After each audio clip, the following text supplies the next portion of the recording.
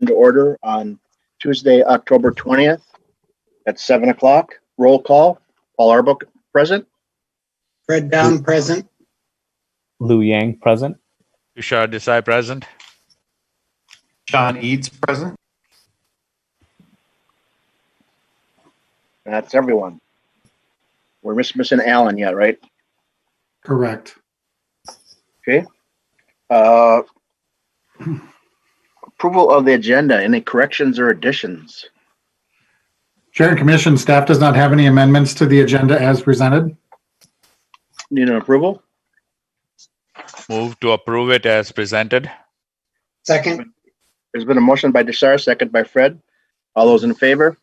Aye. Aye. Hearing all ayes, passed. Approval of the minutes. Any corrections or additions from September 15th? Chair and Commission, staff does not have any changes to the minutes as presented. Anybody else see anything? I didn't see anything. Nope, I didn't. Bill. It's Need an good. approval? Move to approve meeting minutes as presented. Second. Motion by Desar, second by Fred. All those in favor? Aye. Hearing all ayes, passed. We are on number E, public hearing, 7 p.m. or later. Conditional use permit at home occupancy license resolution, home-based lawn care business and storage of commercial vehicle at 821 Bartlemy Lane North. I think I said it right. Is it Bartholomew? How do you say this street? Bartelme. Bartholomew. Staff? Yeah, thank you, Chair. Let me pull up our slideshow here to walk through our discussion. So I'm just going to share my screen. All right. So as the chairperson mentioned, we're looking at 821 Bartlemy Lane North. Jeremy Herdler, the applicant, has applied to the city. He currently operates a lawn care business and stores commercial vehicles on his residential property. You can see his home outlined in the red polygon here. And so you see where the garage is right here, the dwelling unit here, and then this is the area approximately where the storage of the vehicles is occurring. I do want to mention this did come up initially from a code complaint. You did have a similar request a couple meetings ago that also came from a code complaint, and Mr. Herdler, as soon as the city alerted him of what the requirements are, did apply to the city in a timely manner. He'll be able to speak more clearly, more directly to the commission in just a few minutes about his purchase of the house and how long he's been there, and kind of walk you through how he got before you tonight. But moving forward, he is requesting approval from the city for a home occupation license and a conditional use permit. These are the 6 requirements that, if any of them are in effect, require the home occupation license. So employment of a non-resident in the home occupation, customers coming to the premises, manufacturing products, storage of vehicles on site, and then if the home occupation, produces any waste. So in this case, it is the employees coming to the site and the storage of the commercial vehicles that trigger the home occupation requirement. In addition to the home occupation, in the single dwelling R1 zoning district, code does require a conditional use permit for any heavy commercial vehicles. Code defines a heavy versus light vehicle based on the 1 ton weight. So anything above is a heavy, anything below is a light commercial. But either way, the applicant is storing both heavy and light commercials. So for a total of 3 commercial vehicles on site, their trailers and associated equipment. He is proposing to store this equipment on Class 5, which the city does deem a hard surface driveway. The applicant has installed the driveway already, including the privacy fence that currently encircles the south and west property lines from being able to directly view the equipment free and clear. The applicant has not put up a gate yet, but is intending to, has purchased it. It's on order and will, as soon as it arrives, he intends to install that.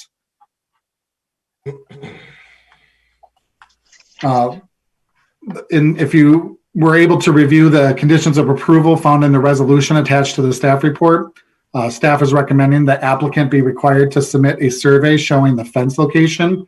If you reviewed some of the comments from the neighbors, there was some concern about the location of the fence and just wanting to ensure that it is appropriately placed. The city does not typically get involved in the placement of residential fences.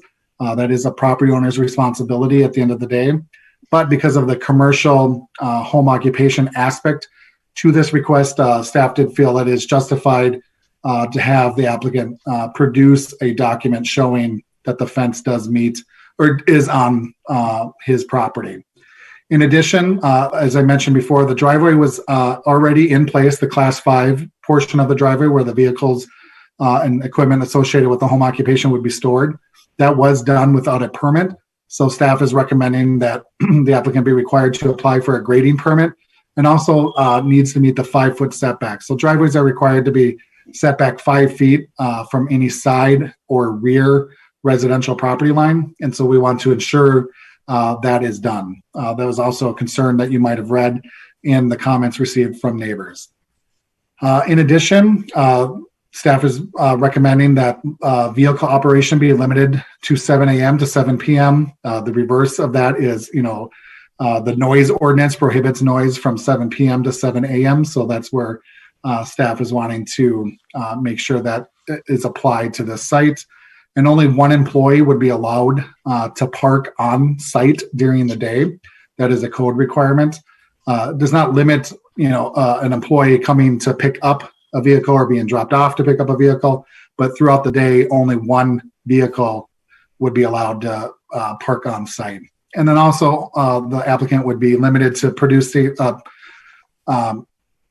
conducting only minor maintenance on site and within the garage, and any major maintenance of any vehicles or equipment would have to be done off site. 65 property owners within 500 feet of this property were surveyed.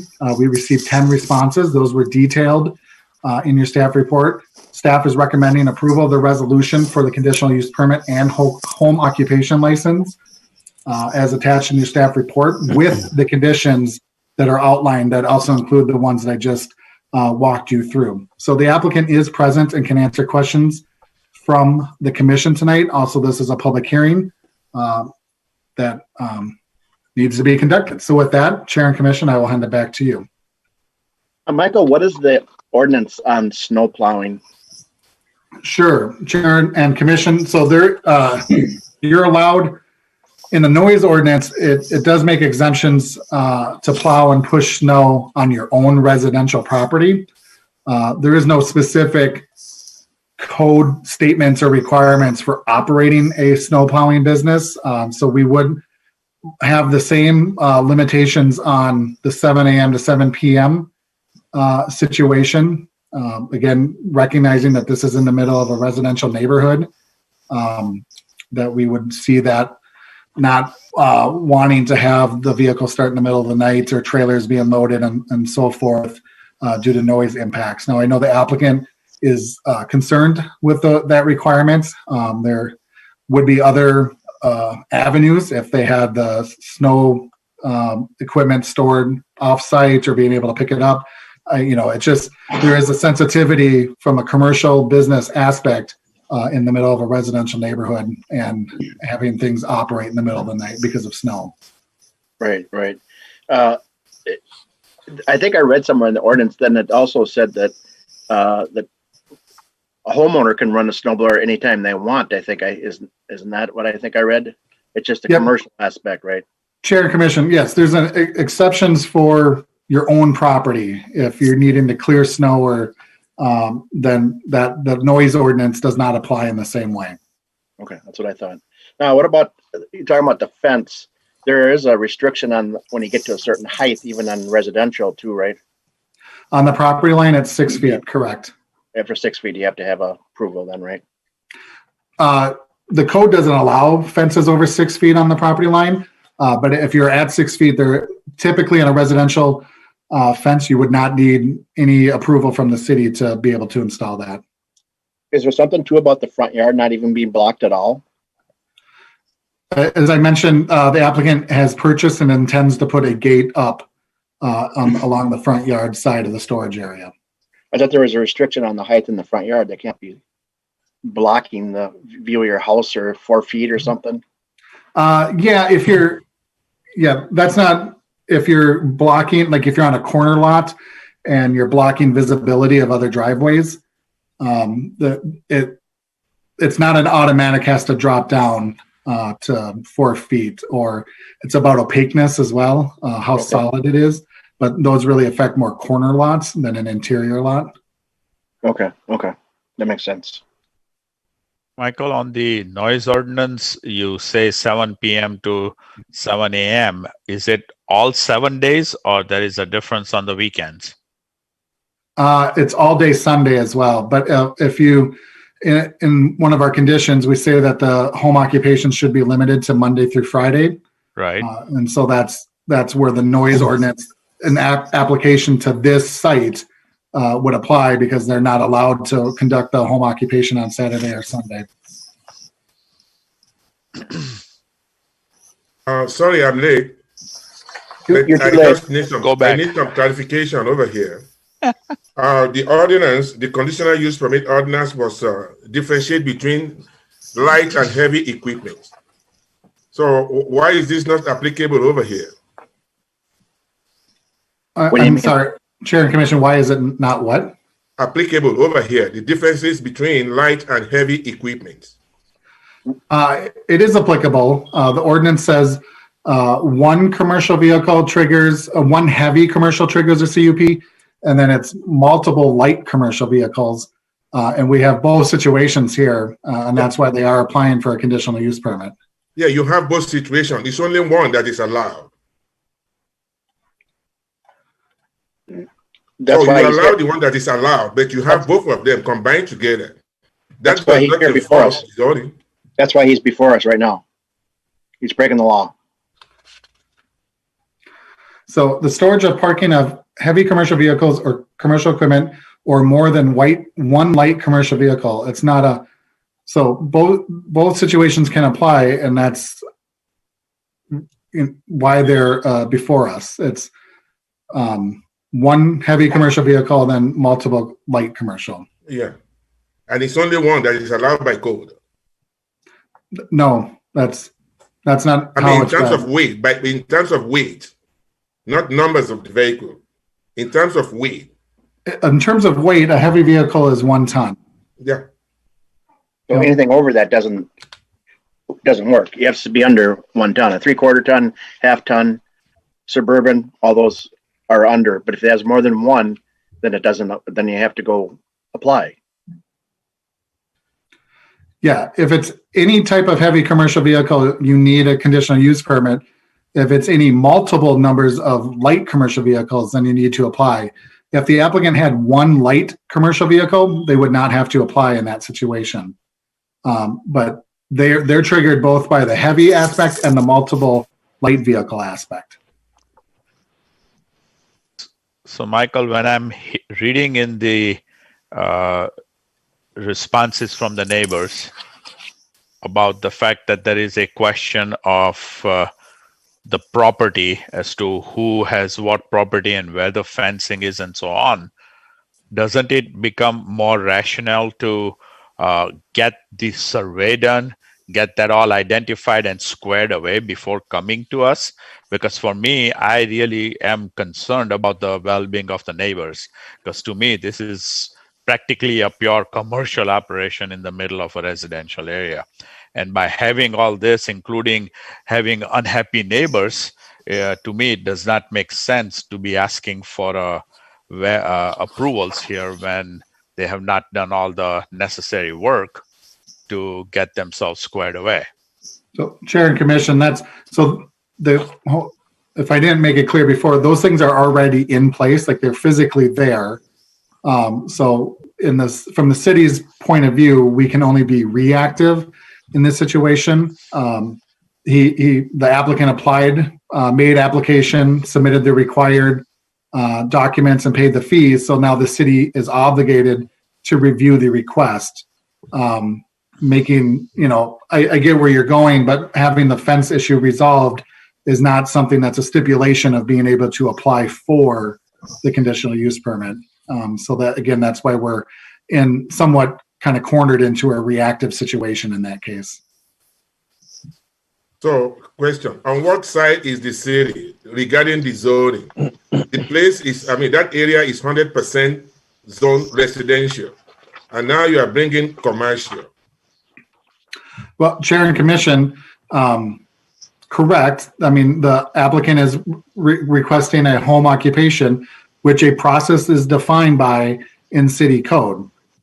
So they're asking approval of a process and requirements that are outlined by city code in terms of how to have a home occupation in a residential district.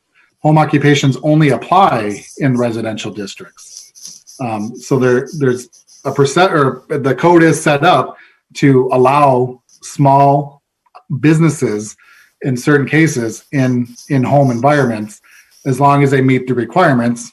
That's what you're charged with wrestling with tonight, to deem if you think they are within those requirements.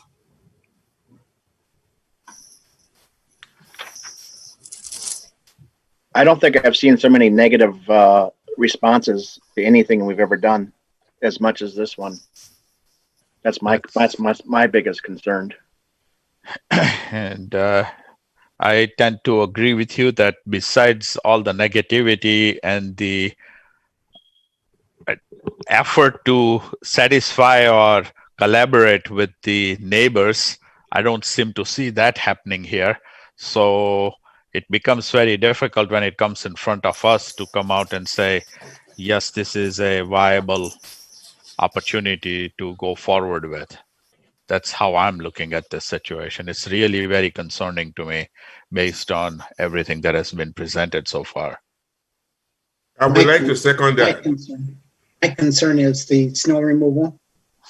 That's not going to happen. That's going to happen in the middle of the night. So the 7 a.m. to 7 p.m. It's not going to work for that. Not at all. No. And Chair and Commission, I appreciate the conversation. I just want to make sure you afford the applicant, before you get too far down on kind of stating positions and so forth, the opportunity to address the commission. Sure, Chair, you want to open it up, please?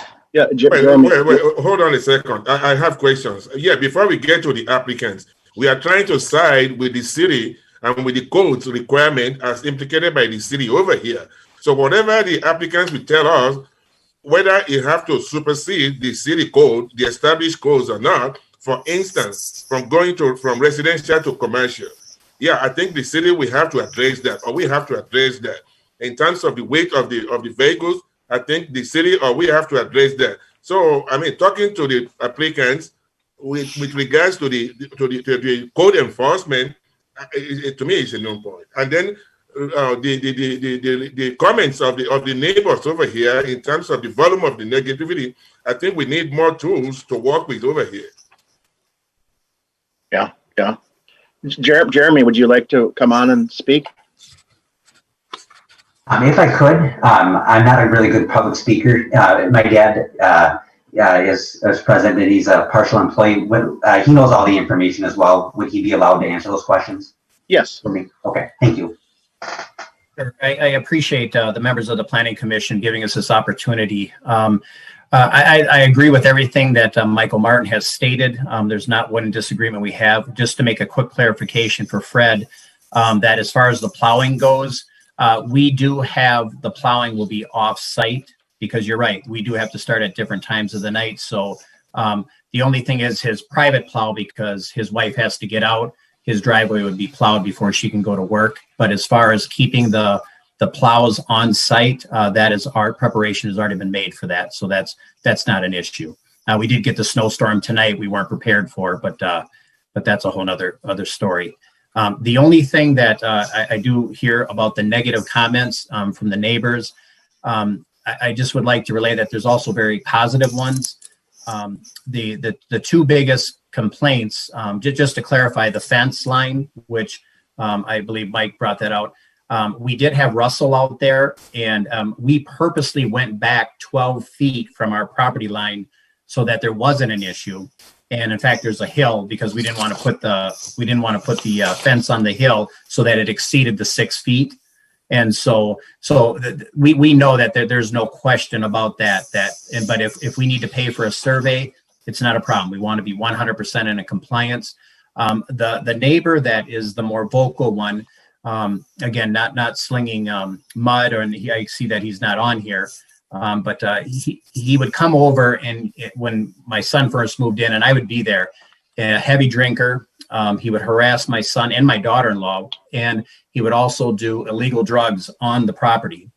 And since I told him, do not come on the property again, intoxicated, harassing my son and daughter, and if you come around us with your illegal drugs, we'll call the police. And if we have to get a restraining order, it's since then that started, that's why all the complaints began. So I just want to make that clear. Since we've stated that, we have not had one problems with the neighbor. We did have to call the police one time because he did come out and got vocal with one of the neighbors. The other neighbor that complained, we reported it to the police that he said he would kill our dogs with his gun. So again, they're not here to represent themselves. These are the two biggest complainers, but all we can tell you is that when the police came, we would start our vehicles at 6:45. And we talked to the police and they said, technically you can start your vehicle up. However, there was another business that the same complaint was made. We adjusted that to 7 a.m. And so we have no problem with that. And we have no problem with Monday through Friday. We have no problem with the plowing being off site. Other than that, we plow our own driveway, but everything else, we'll do whatever you ask. We just want to be in compliance. And if there's any questions, be more than happy to answer them. Was the house on the left side 815? Is that the one that you've had issues with? Because that's the one that seems like the vehicles are the closest to their house.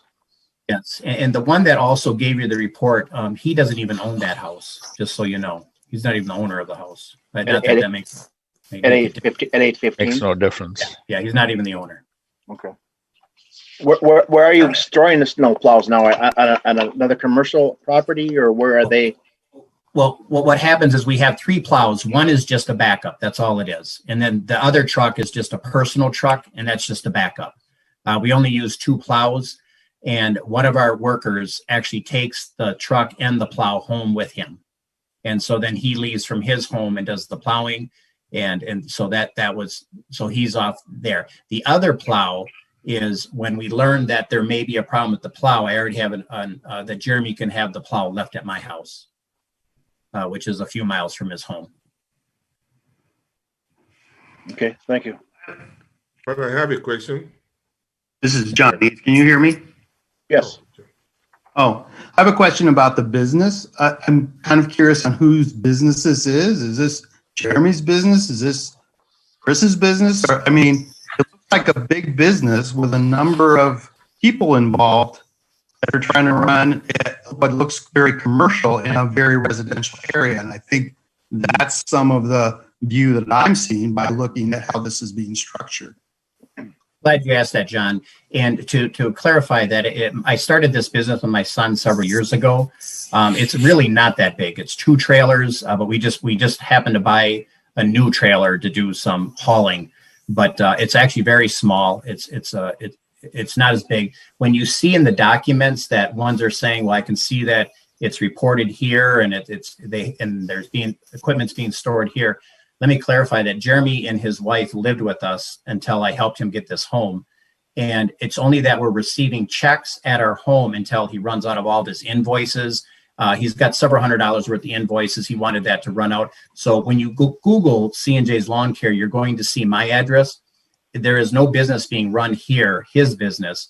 It's just that this is where we receive the checks. In one of the complaints, it said that, well, we see across the street that his equipment was parked. And I'm amazed that he saw that from the satellite. That was one of our workers. He doesn't live there anymore, but he lived there and he would actually keep the truck. So that's what that is. So we're not spread out all over the city. our business really is not that big. I mean, we're talking probably 60 lawn accounts, 60, 70 lawn accounts. We're looking at probably, I'm guessing 50 snow plowing with no commercial, all residential. So there's no plan to grow the business. You're saying this is the biggest the business is going to be. That's it. Yeah, we don't want the hassle. No. But that's arbitrary. I mean, but that's making the judgment that this is as big as this business is going to be.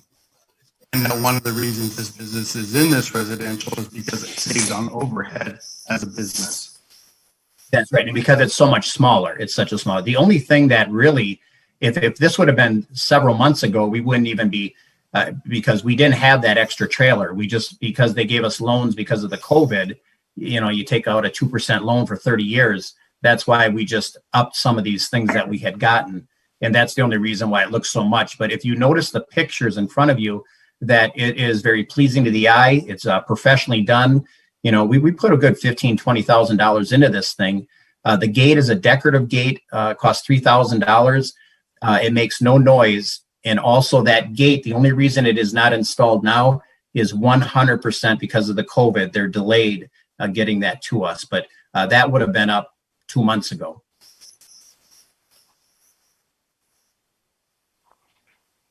I guess one other question too, maybe it's not true or not, I don't know, when they're talking about the distance with the sod along the wall being shorter than what it was required, is that true? Or when I said it was 2 feet, not 5 feet?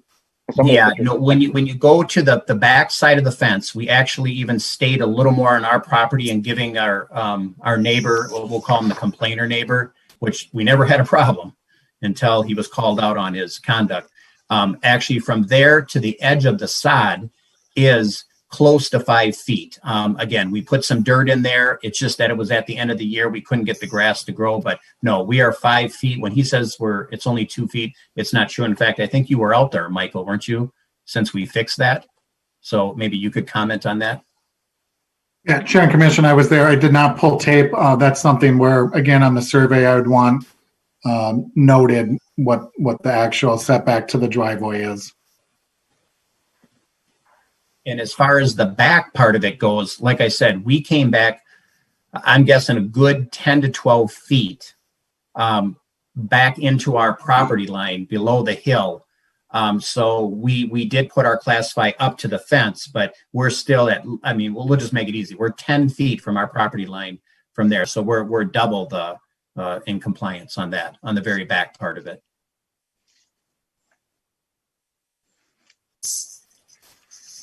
Are you planning to keep the business on one side of the house only? Because I see a lot of green grass and behind the house. So that area is going to be kept segregated and not be built out, or add more class 4 and keep on adding there? Absolutely. That's exactly what the way it's going to be kept, because we do want it's going to be even more pleasing to the eye. That's the, we call that the living area. We have a couple dogs. They run around there, the front, but we are going to actually beautify. Jeremy just moved in a year ago, but he's a landscaper also. So, I mean, there's going to be beautiful flowers. The grass is going to be pristine, shrubs anyway, anything that would make that look beautiful, because again, it is his residence and he wants that beautiful as well. It's just that it was quite the big project.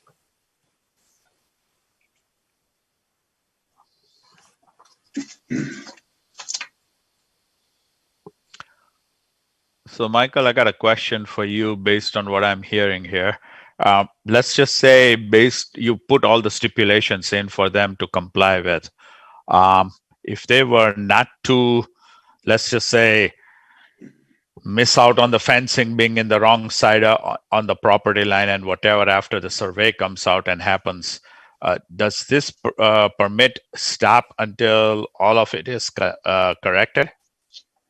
Chair and Commissions, yes, that's correct. You know, the conditions of approval of a resolution need to be adhered to in order for the approval to be enacted. So if the applicant wants to have the home occupation, the conditional use permit be active, all conditions need to be met.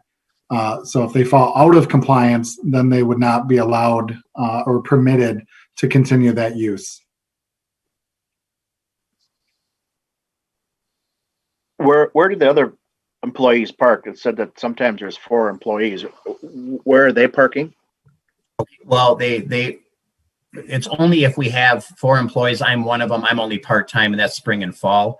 We actually only have 3 employees, and 2 come drive together. So there's 1 vehicle. And so when they pull the vehicle out, they pull their vehicle into the spot so that it's pleasing to the eye.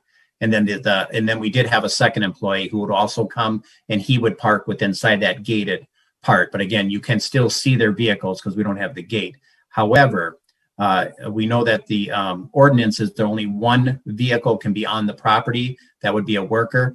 We are totally in compliance with that. Only 1 person will be parking on there. But there's only 3 employees and 2 drive together. What about equipment working on it when you come home at the end of the day and things need to be worked on? How was that? I've heard complaints on that. Yeah, I'm not sure what they're talking about on that. I mean, we do take on Fridays, we take the equipment off and then we store it because we don't want it to be rained on. Other than that, I don't know what they're talking about other than minor maintenance. We don't, any major maintenance, we're not capable of doing that. That has to go into, and that gets put in the shop. We're not mechanics on our trucks. All of our trucks, and they're 2 of them are diesels, so they have to go into diesel workers. So I don't know what they're talking about other than every once in a while, we'll twice a year, we'll spray them down. Twice a year, we change their blades, and twice a year, we change the oil. Other than that, there is no major maintenance that we do. Yeah, I think it was power washing and then unloading and loading things. That was the noise.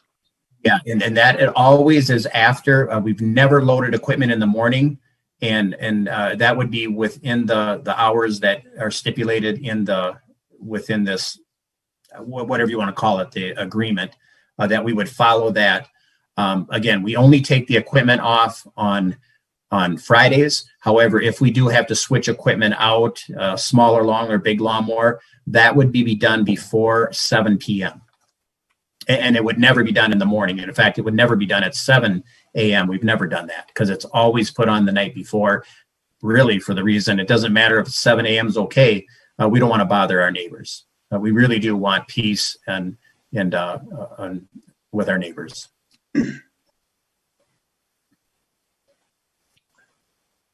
Jeremy, do you have anything you want to add or anything? Basically, like I said, it's what my dad said. You know, if you have any further questions for me, I'd be more than happy to answer them.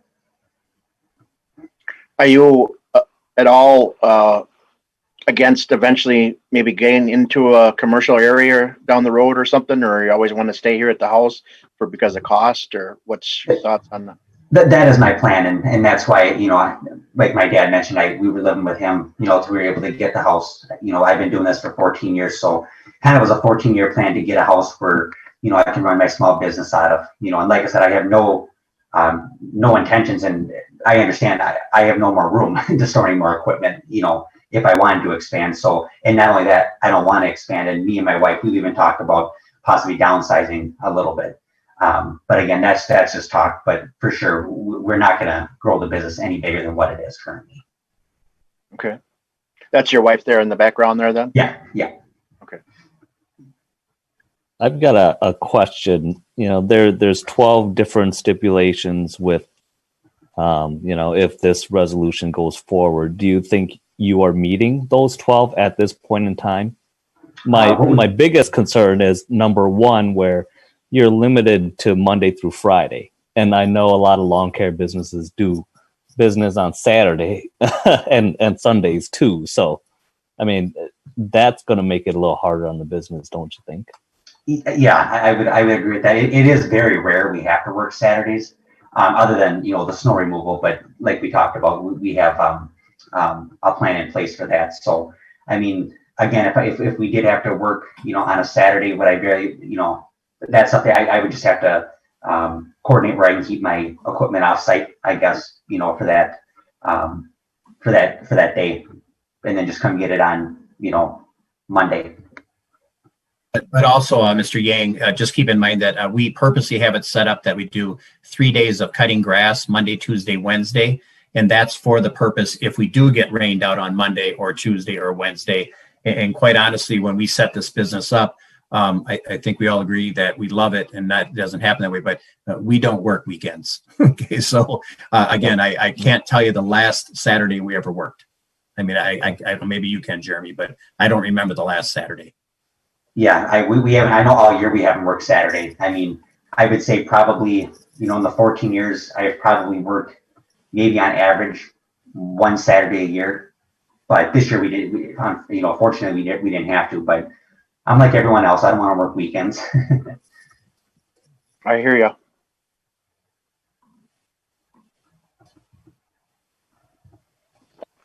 Does anybody else have anything that they'd like to ask? Comments, questions?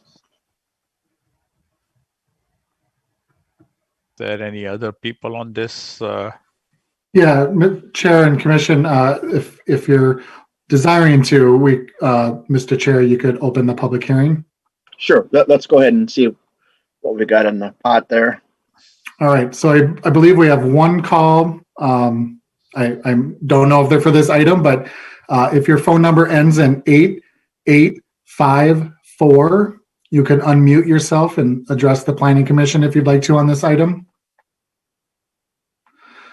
To unmute yourself, you press *6. So again, if your phone number ends in 88, here we go. Hello. Hi. Hi. Are you wanting to make a comment? Yes. If you could state your name and address for the record. Yes, my name's Ted Miller. I'm Jeremy's neighbor, directly to the east. I've been watching the program here, and yeah, I don't know what neighbor Jeremy, your father, was talking about drunk coming over. I'm on one side of you, but I'm not that person. But I can also say that yeah, there's just a lot of action going on there for a residential neighborhood. I wrote a letter to the Planning Commission. Did everyone read that letter? Are you at 814? Pardon? Are you at 814, your address? No, 827. 827, okay. Do you guys have that letter in front of you? Yes, yes. Yeah, as far, again, nothing against Jeremy. I've had pleasant conversations with him, but I'm in disagreement with the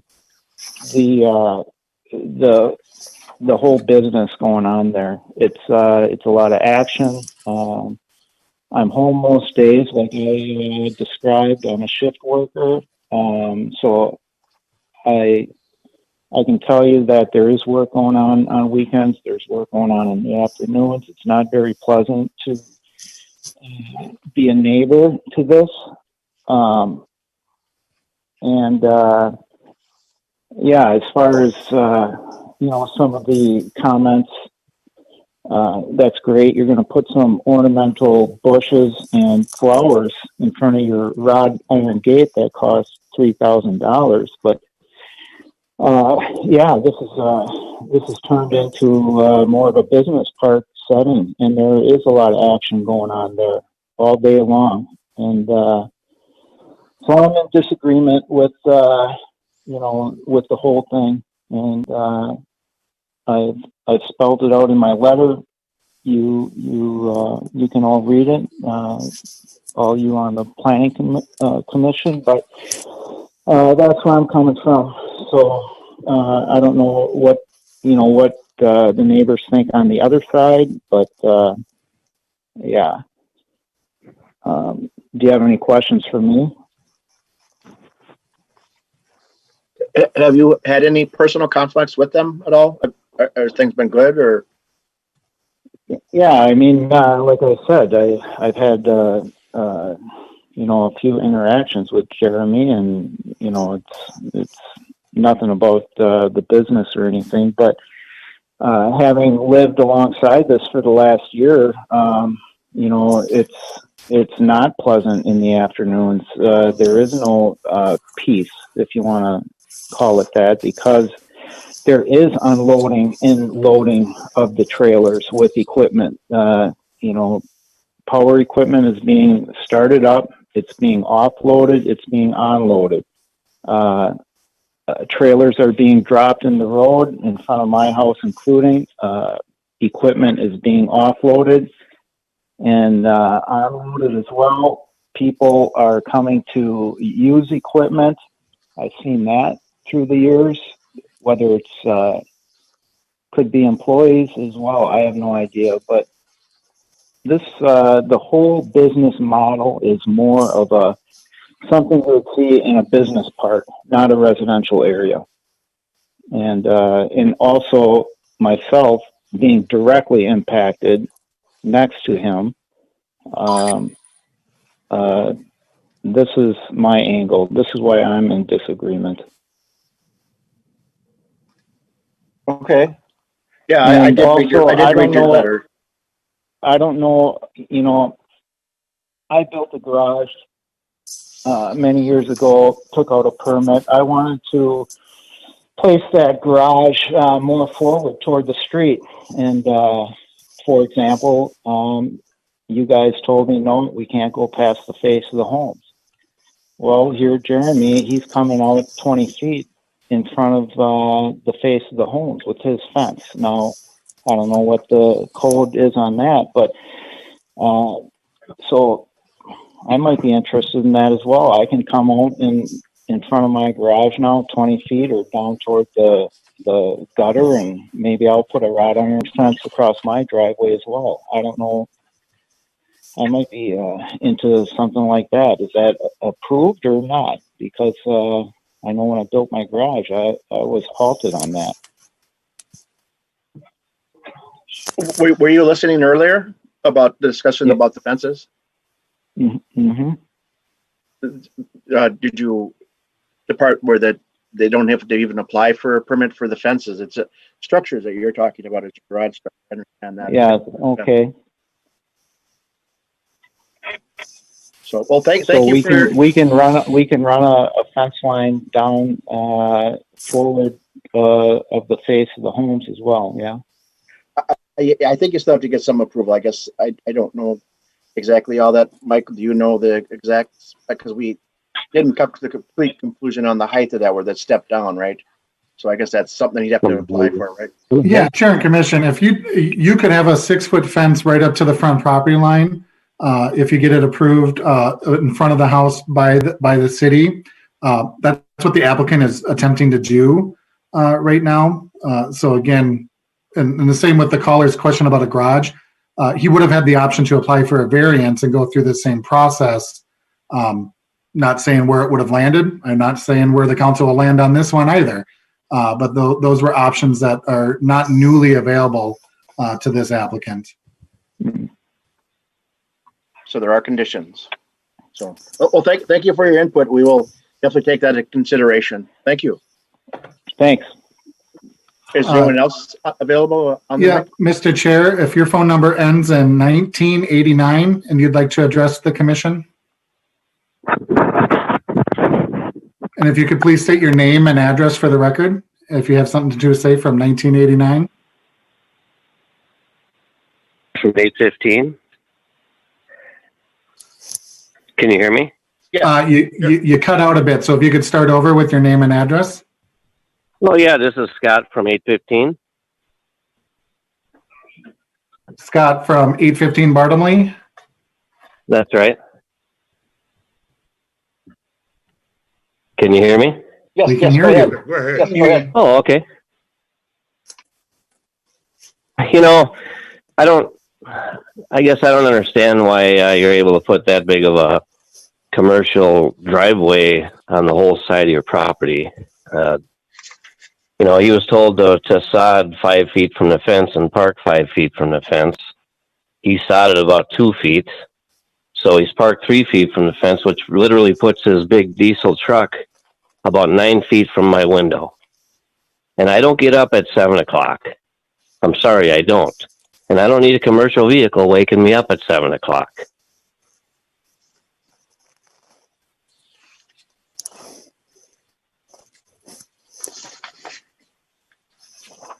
Can you still hear me? Yes, yes, yes. Can go ahead. Continue. Okay.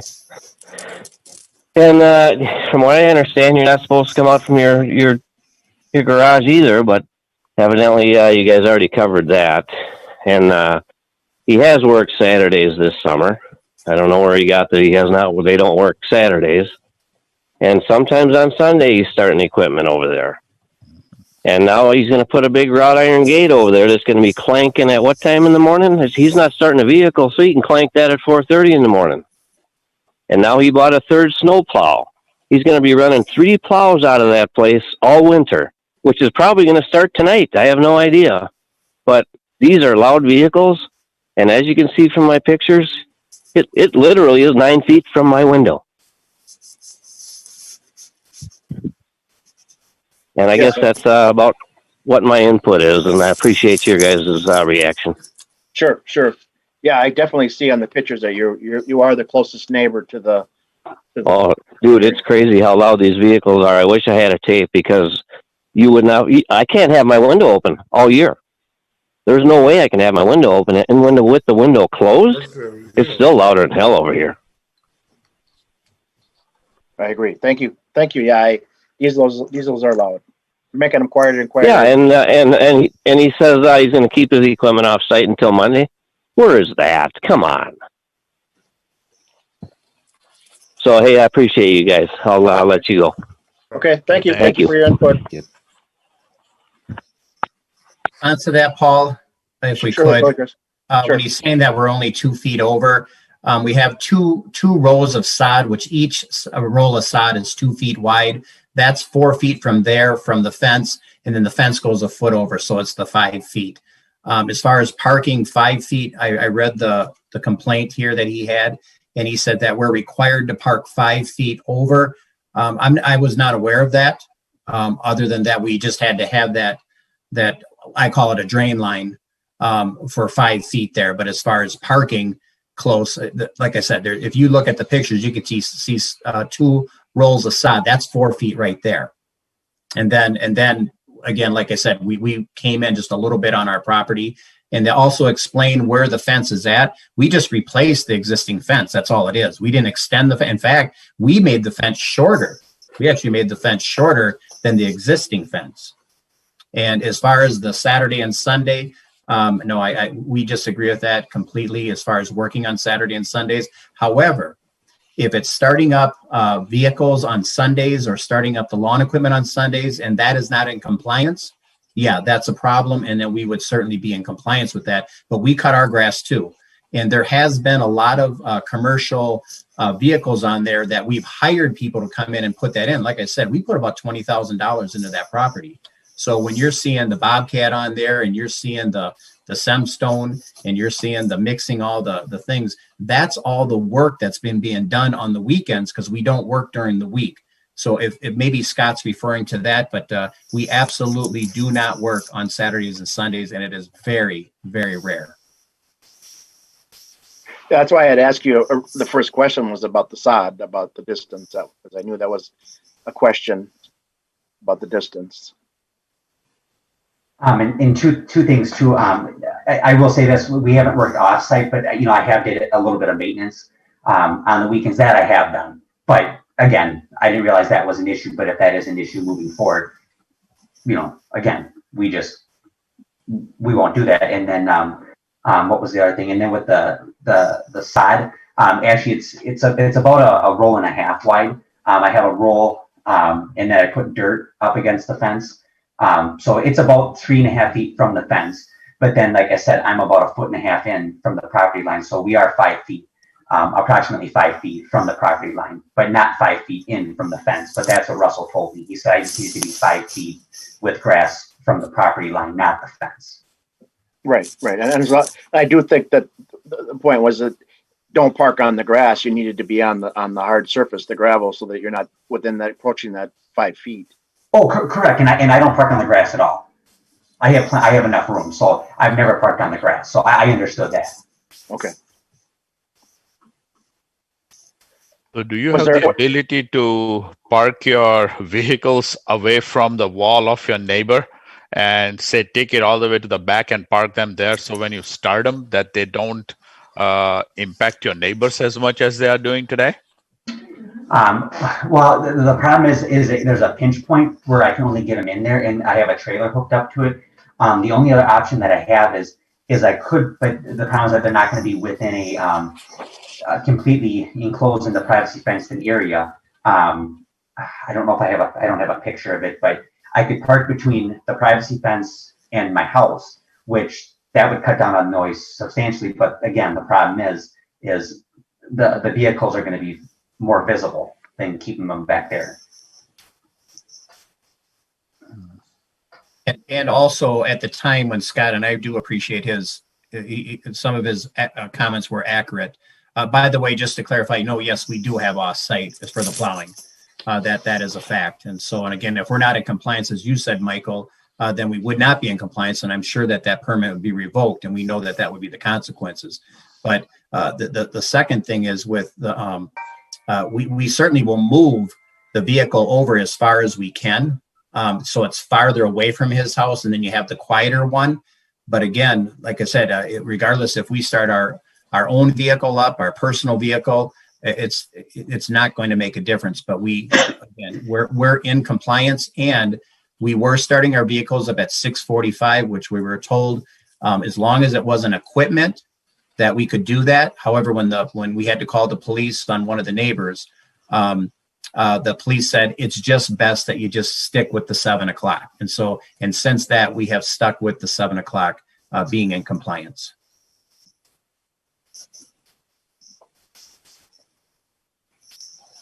Question, Jeremy. So I just want to ask you, if this is denied, do you have a plan B? Well, at this point, no, but I will be coming up with something. So, because the reason why I'm saying that is that this kind of questions or issue will be continuous because of the zoning. You know, you're talking about, there's difference between residential and commercial. And this kind of issue will continue. I want you to stay, or we want you to stay in business. You know what I'm saying? But this kind of stuff, because you are not alone over there. And that is the issue over here. If not, everything is fine. But people can be going through uncomfortable situation in their own house, and you don't expect them to say something. You always do the same thing. Like being said, if you can move, if it is possible to evade that area and move the vehicle a little bit to the back to avoid the noise for those people that are still sleeping or something like that. That is why I was asking, have a plan B, we want you to stay in business.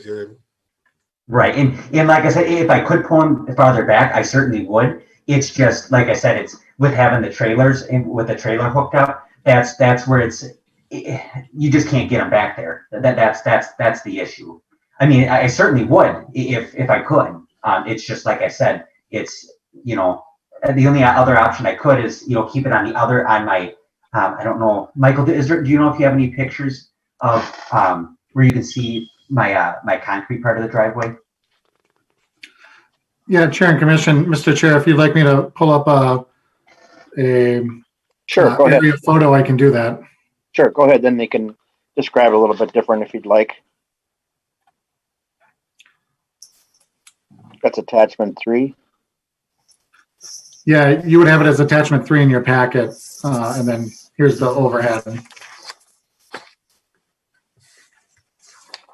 So basically, you can see kind of where the truck is parked currently. I could park it there, or even next to it where it's in either of those spots. But then the problem is the trucks are going to be sticking down a little bit, where they're going to be visible from the street. So the trailers would be hidden, and so no one really be able to see the trailers at all, because they'd be hidden between my house, my garage, and then the privacy fence comes. It comes out from the garage there, so the trailer would be hidden. But again, I understand too. It's Is that shed gone now on the side of your garage there too? Is that moved? Yes, that's behind my garage now.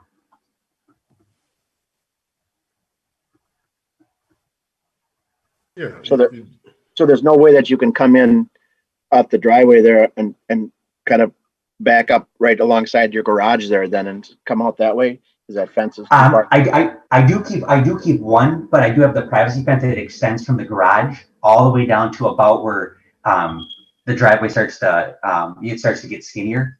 So I have my fence coming out to there. On that concrete part. Correct. Could park the 1 ton there, that wouldn't be a problem. I think the problem was the Scott is complaining about, it's that 1 ton. It sounds like a UPS truck. It's just an older one. The other one is new. It's a new diesel that really makes no noise at all.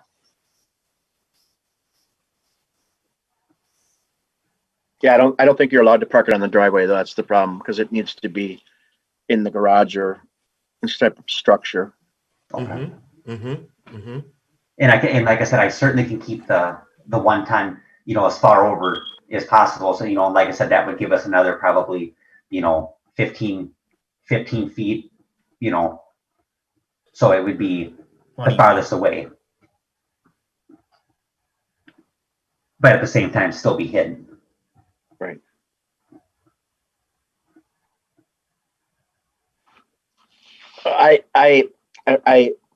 I feel for you too, that about not wanting you to go out of business, but I am still extremely concerned about several of the neighbors being so negative. They all said that they didn't want to stifle your business, but they were concerned about it being in their neighborhood. That's still a huge concern for me. I don't know how to really step over that line. I'm a little worried that I don't want to, make everybody in the neighborhood think, why are we allowing this when it's should be in a commercial area?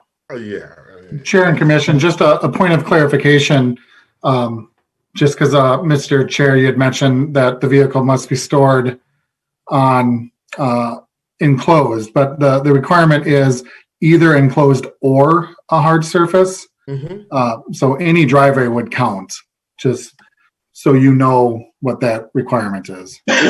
Even though it's over a heavy equipment, it's as long as Correct. it's on hard surface. Okay, I thought it was, if it was heavy, it had to be in It's either or. Okay. Either or. That Do we would have any other definitely people make a that- difference. We have any other people that are going to comment? I see there's another phone number up, 4408. Mr. Chair, he's for the next item.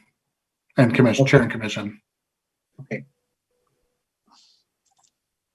Is there a way that we could give a temporary thing to see if there's any complaints in the next 6 months or something? We've done something like that in the past, just to see a trial run or something, or. Chair and Commission, I'm not familiar with any trial runs of conditional use permits. The city does not have interim use permits. So the short answer would be no, there's not a trial period. But Michael, if there was to be additional complaints from the neighbors, then the city is compelled to go and revisit that and bring it back to the city council that there is a lot of problems here and we need to revoke the permit, correct? Chair and Commission, correct. Regardless if there's problems or not, if a permit is approved, the council will review it in 1 year to see how things are going.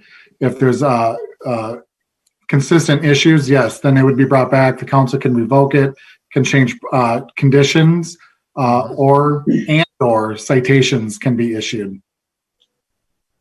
So Michael, aren't we waiting for the what do you call it, survey as a condition for approval at this point? Chair and Commission, so yeah, by nature that would come after approval.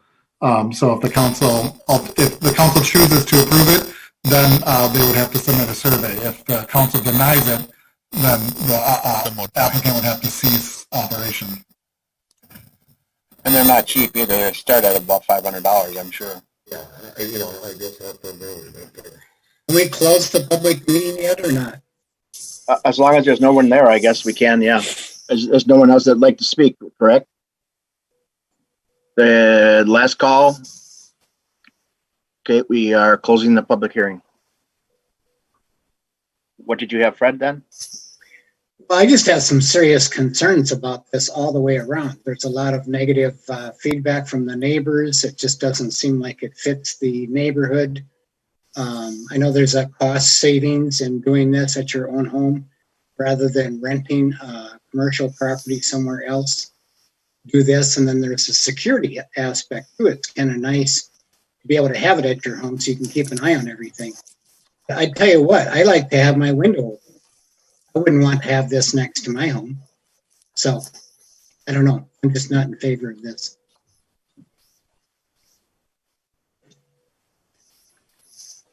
Well, as much Steve, as Paul, if I could just answer to that again, Fred, I have my own home too, and I totally agree. Again, the main thing is we're just trying to say is that we will be in compliance with whatever the ordinances are, and of course we want peace with our neighbors, and so that's why we're here. Some of the things we were out of compliance, and I think Michael will attest to it that we have, when we were explained anything, we fixed it. We fixed it as fast as we could.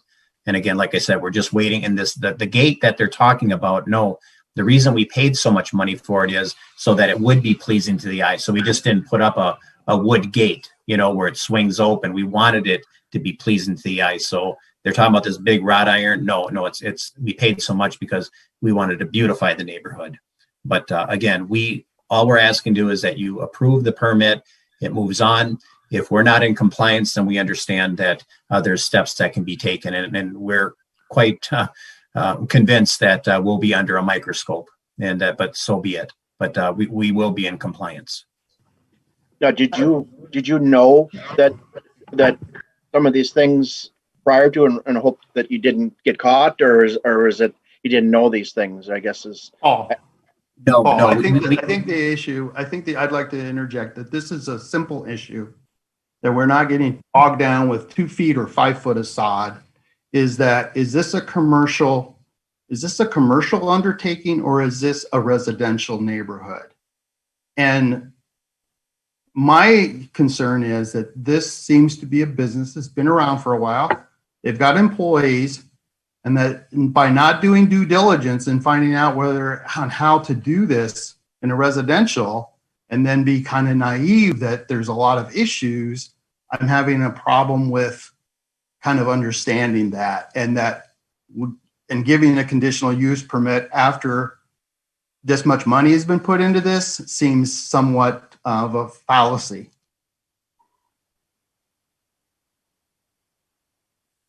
So the difficulty I have, and it's a conundrum for all of us on the Planning Commission, guys. I'm hearing Fred, John. I feel the same thing, that this is really not conducive for a residential area. It really belongs in a business park. But unfortunately, the city of Maplewood has ordinances permitting this type of a business, or any home-based business that complies with a set of rules. So us in Planning Commission are stuck to look at it. Are they complying with the rules that have been set by the city? And if they are, then we are kind of obligated to give it to them, or we find good reason to say they are not complying and therefore we cannot move forward. Those are really the 2 options over the years that I have seen for a Planning Commission. But like, my heart is saying, geez, this is not good. But unfortunately, we also have to kind of look at the business side and say, the city has these ordinances. If we don't like it, then I think we should really go back and also ask the city that we should change these ordinances, because it's kind of tying our hands up. One of the main reasons that we approve things such as this is if it's conducive to the normal feel of a neighborhood. I do not feel that is true. Or extreme hardship too, isn't the other one? Well, that's, yeah. Yeah, Tushar, I quite agree with what you said, but the fact is that yes, the city has its ordinances, but we are talking about a residential, settings now, and the people around there are complaining. So is it the live complaints of the other residents versus the city ordinance, or what? Yeah, the ordinances are there, but if they are not conducive to the environment, while people are complaining negatively. And I hear you, Al. Alan, I'm not disagreeing with you that there are people who are complaining. The unfortunate part is, and I think there is kind of a two-part here. One, they got caught without getting permits beforehand. And so because one of the neighbors probably complained to the city. The second one, though, is that because of the way the ordinances are sitting, this homeowner has invested a lot of money into that property. Now, did they give more thought to it and say, maybe before I invest all this expenses in the property, I should go ask the city and the neighbors and so on and get this thing squared away? I guess they did not do that. So it's still, we can say no. I'm not saying we can't say no.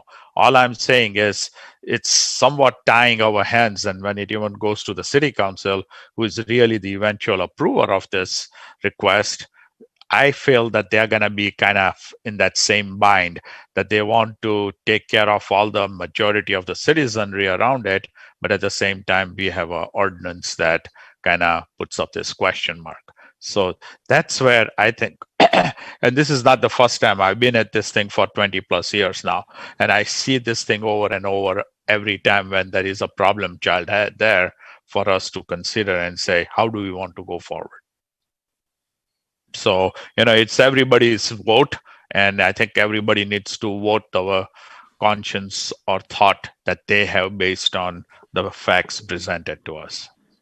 Well, I don't think we've ever had this many negatives. I know we've had a few that have said no, no, no, and then there's one or two that say, yeah, this is okay. But I don't remember this being this many negatives.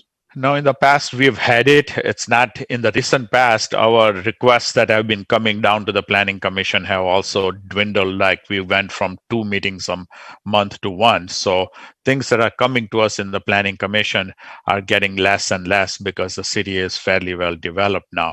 But few years back, yes, we used to get complaints from the neighbors from time to time, or somebody who was living right next to a commercial property, and they would complain about it. So it's same kind of principle that, yeah, we allow it. So then how do we deal with it? But I fully understand that this is a cause for concern for me too, that boy, we've just got too many people who are concerned about the appearance, the noise, the operation hours, and so on.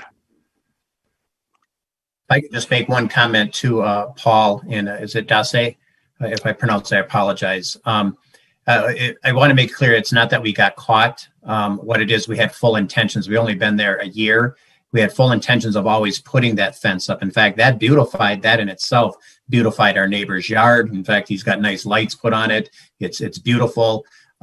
It's just, we didn't realize that there was permits on that because we've had this for 14 years, but he went over that trigger, and that's what happened. And quite honestly, if we could go back, that would be nice to reduce that trigger and maybe, and in the near future, probably buy some land where we keep it under that commercial requirement, and we still get to keep some of our equipment there, but we're in compliance under a homeowner's, and then we keep our land off. But at this point right now, we need that permit to at least give us that time to get that next level, because quite honestly, we just don't want to have the problems with the neighbors as well. Okay. How do we want to move forward with this then? What are your guys? Well, somebody's got to make a motion. Right, let's bring a motion and vote on this. You want to do that, Fred? Please? Who wants to make the motion? I want to make a motion. I don't know. How about you, Alan? The traditional person should make a motion, not me. No, you're not good enough? Okay, I will make a motion. Okay, Desar, go ahead.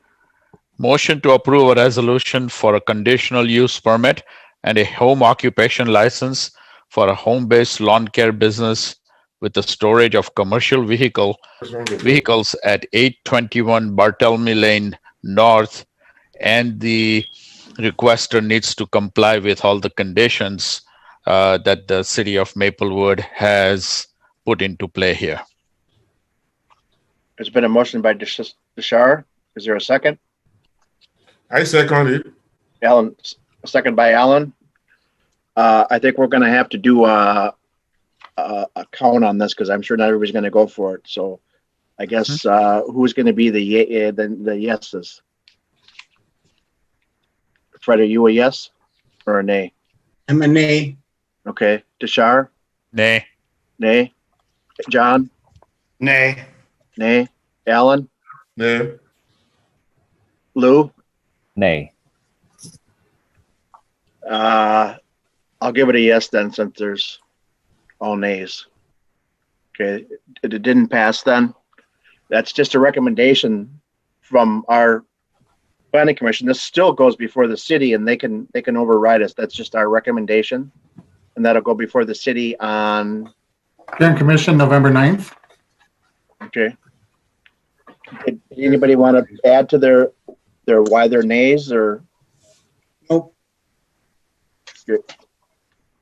John, you're good. You want to add nothing to it? No, I think I've spoken to the point of the. Yeah, it would be interesting to know at least. Okay, Lou, did you want to say anything? Yeah, I think it's running a commercial business within a residential neighborhood. You have multiple vehicles. It's trailers. It's a lot of equipment, things like that, and to be able to only operate between 7 and 7 and just Monday through Friday, I find that difficult. And so, it may be better off in a commercially zoned area to keep your neighbors happier, to make sure that you don't run into issues, parking, everything like that with the neighbors. Alan, were you okay too? Did you need to say anything or? No, I'm fine. I mean, the kicker for me is just the differences in the zoning, and the artistic of the neighborhood and the settings of the neighborhood. It has a lot to do with the community. You know what I'm saying? Yeah, that is the kicker for me here. Okay. Well, thank you. Sorry about that, guys. Like I said, it's not a complete no deal yet. It's going to go before the city yet, so they might see it in a different light. Like Deshar said, they might have a different angle than we do. We appreciate your time and thank you so much. So that's November 9th that will be held. Chair and Commission, correct. That's the tentative date for the City Council review. The agenda for that meeting gets set the week before. So we'll be in contact with the applicant on next steps. Okay, thank you so much. Yeah, I appreciate all thank you your very help. much. Appreciate you guys' time. Yeah. Thanks, Jeremy and Chris. Thank you. Yep, thank you. Okay, we are at number 2, conditional use permit setback variance resolution, Maplewood Toyota vehicle storage lot 2999 Highway 61. Staff? Sure. Thank you, Chair and Commission. Looking at the slides here to guide us through our discussion, the applicant has purchased the former restaurant property at 2999 Highway 61, indicated by this red polygon, the former Golden's restaurant. The property currently is guided commercial and zoned light manufacturing.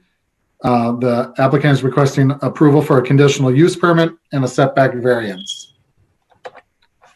The applicant is proposing to tear down the existing building and infill that building area for parking. So again, the restaurant building would come down, they would grade it out, put parking on there, and then they would add additional parking stalls near Highway 61. The parking lot would not expand near the homes to the west, so the existing footprint that the parking lot currently has would remain in place. Conditional use permits are required for exterior storage of goods or materials in any building or exterior use within 350 feet of a residential district. So again, that's why a conditional use permit is before you. Auto dealerships are actually, they are a permitted use in the zoning district, but they are required to be 350 feet from residential properties. That cannot occur obviously on this site. So the parking lot at its closest point is 72 feet from the nearest residential property line, thus requiring a 278-foot variance. I know the staff report outlined other examples along Highway 61 where dealership properties have had similar requests go before the city council.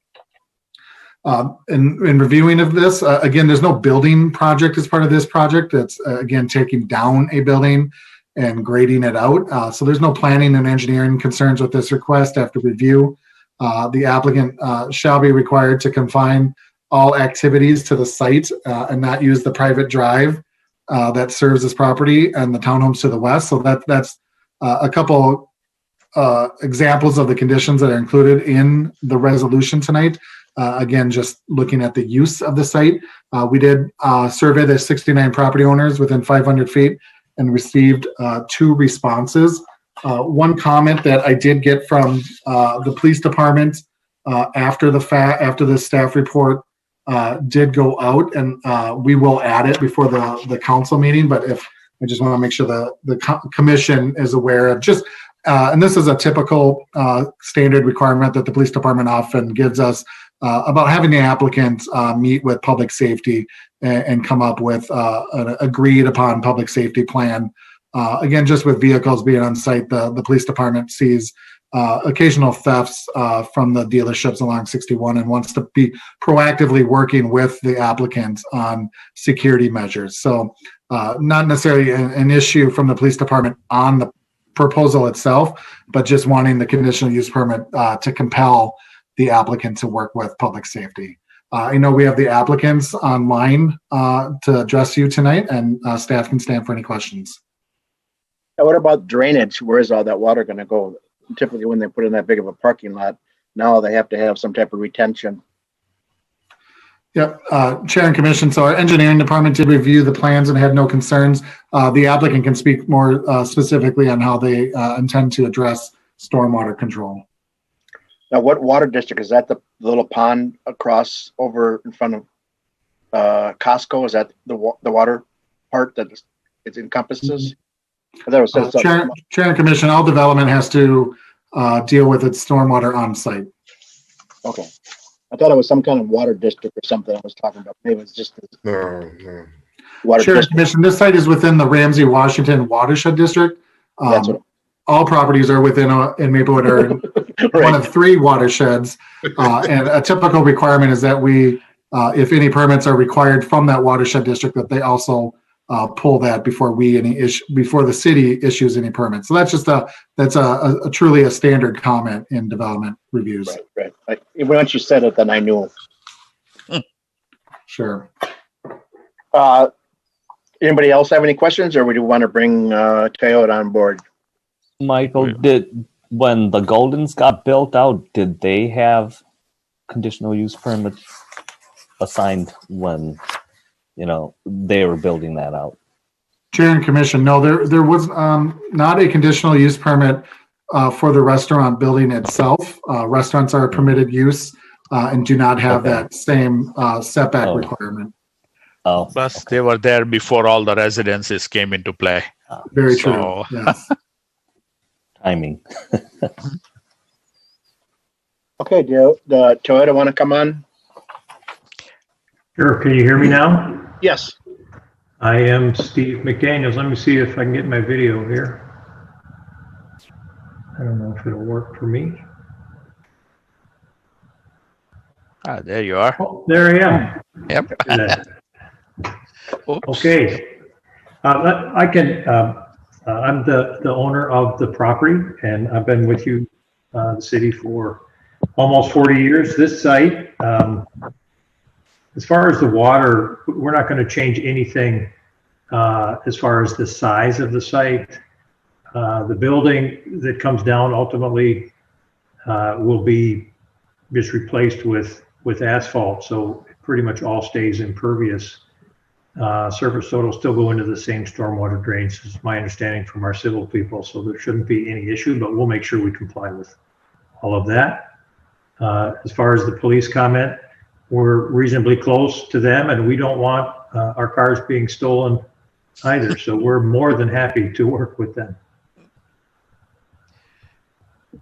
Another comment too was about the test driving on the private roads too. I guess you have to make sure that they're aware of that too, because I have the same issue here too on my street. Test driving on the private road? Yeah, like driving up near the buildings there or something. Somebody had made a comment about driving on the residential roads. Right. Well, you know that's driving. Pardon me. No more test driving through our neighborhood. Yeah. You know that's they're just talking. I imagine they're talking about Beam Avenue that goes all the way around up to D from Maplewood Toyota. It's really not part of this site at all. That's down to the south on Beam and 61 that we would go. Sometimes the guests or our customers go that way on Beam. That's a pretty major, and you guys have educated me on that over the past. That was designed as a collector road or a pretty significant roadway, and it's a public roadway that we're part of. So we encourage people to go out to 61, but if they want to go to the west there, it's a small number. You know, automobile dealerships are really low in traffic volume. As much as people like to believe that because there's cars sitting there, they're driven all the time. We'd like them to be driven a little more, but they're pretty low volume. So we do the best we can. We encourage people to go out to 61, but then they're going to end up in some neighborhood if they test drive the cars, and we really can't dictate to the customer where they're comfortable to drive the car. So we'll continue to encourage it. We really haven't had an issue with that for years and years because the main issue was technicians. Some of our technicians would repair a car and then they would go through that neighborhood, and we really discouraged that. But we moved most of our line technicians up to the North Service Building, which is just south of this Golden's property. So the repair facility for us is up there, and they typically go out to Highway 61 now because they don't go to B. So that really reduced that traffic. But we really want to be good neighbors. We've been there a long time, and we will continue to try and encourage people to stay on 61 or go across towards the Costco and Right. those neighborhoods. So, Steve, when I was reading those complaints about the driving, what my question was, this new spot that you will have for parking your cars, is that just strictly storage, or is that going to be where customers are going to walk through and then take a drive through? Because I think the customers, or I shouldn't say customers, the residents who are complaining are the ones who would be on Concord Lane, which is adjacent to Golden's. So those are the people who are also closest to that parking lot. So they were all wondering, hey, will the cars be getting out of there on the Concord lane and be disturbing their peace? Yeah, no, they won't. And we don't have, that's not a customer facing lot. The only customer facing property that we have on that whole campus is the main building south of Beam on 2873. So we don't allow guests or customers to be on any of the buildings north. That's all internal service work. And so this property, which now is just to the south of Venberg, the old Venberg, which we're in that property as well, is just going to be for storage of new and used vehicles. This property, I knew Brenda and Mike, the owners of Golden's, for a long, long time, pretty well. And so we really didn't have a specific use for their property. And but I talked to Mike before he passed away, and I spent quite a bit of time with Brenda after, and we decided we'll buy that, partly because we're to the north of them and to the south of them, and it was the best fit for her, Brenda, and for us. But we don't have a really good, efficient use for that property right now, so we're going to use it for. We can always use a little bit more of inventory parking. So that's what we're going to use it for. And then if we come up with another plan, we'll come before you with those plans. But we don't have any other plans for that property. There won't be any customers at all. There's none to the north of Beam. So in essence, that would make it even beneficial for the people who use Concord Lane, that traffic that used to go into Golden's is no longer going to be there. Well, that's a really good point. I mean, Golden's was on Friday nights, Saturday nights, a lot of lunches, and Sundays was very busy traffic. So that is all gone now. Right. I mean, it's gone. We're in Venberg a little bit, and that's why this is a very positive. It will be very positive for all of them, as they've probably noticed already. Mm-hmm. You should have turned it into a hot dog stand when you had like open weekend. Yeah, well, we thought that building, we could maybe come up with some use, but an older building like that, we have discovered when you're not in it, it decays pretty quickly. Quickly, yep. We're just not going to be able to maintain that building. No, it's not laid out right either. It's kind of a weird design. No, it wouldn't be anything good for us, and it is. It's old, and it served its use, and be glad to take you on a tour if you want to come in. Come in and take a couple wine glasses. Yeah, no, Brenda sold it all at auction. It's all sold. There's nothing left in there. All empty. Wow. Every plate, everything, and it sold quickly. Wow. Interesting. Great. Did anybody else have any questions? Nope. I have no issues with this at all myself. Yep. So is there anybody, if you want to open it up, if there are anybody who wants to talk about it? Is there anyone online, Michael, or? Chair and Commission. Brian, I'm here for support of the project and passing the conditional use. So if you have any questions, I'm the architect for Steve, so I'm just here to support the project. Do we need his name in that, or Chair and Commission, I have Brandon's name, Okay. and there are no other callers on the call. Okay. So then you can close it. May I make one more comment, gentlemen? Sure. So the road, that private road between what was Venberg and Gulden's was built when 61 was modified, and it was built to give an extra access out to 61 to go north. For us, as the southern owners of those properties and Gulden's and Venberg, and that's when Mike split his property and sold some to Venberg. They put that road in there, and it's an extra wide road. So I just noticed on here, I have no problem with not parking, inventory cars there or anything, but for the employees that are at the Venberg site for me during the week, that is an extra wide road. There is no traffic really from the neighborhood. They all go out the main road down to the stoplight, and they can go right or they can go left. That private road is a private drive that we maintain to get Lemaitres out and us when we have to go to the north, which is relatively rare. So I would like to ask, consider for those team members I have at that building, just during the day, if they can park on one side of that private road, which we own now entirely. And then they would leave at night, because then I can maximize the use for the Gulden's property rather than have them park there and leave, and then it will be just kind of open for those parking spots. I mean, at Gulden's, they use that road all the time. All their customers were on that road. I mean, Friday night, Saturday night, Sunday, that road was filled on both sides because it's extra wide, so you can. I mean, I would just like some of that, like one side of it, just for them. And then they'll come there in the morning and they leave. Is it presently no parking?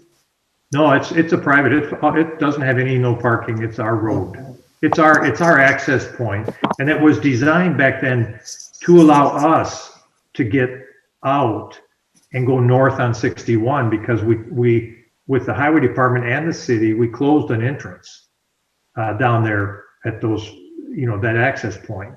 So then, And Commission, so it was a condition that the staff put in. It's narrower. It's not as wide as a public road would tend to be. It is used for those townhomes to access.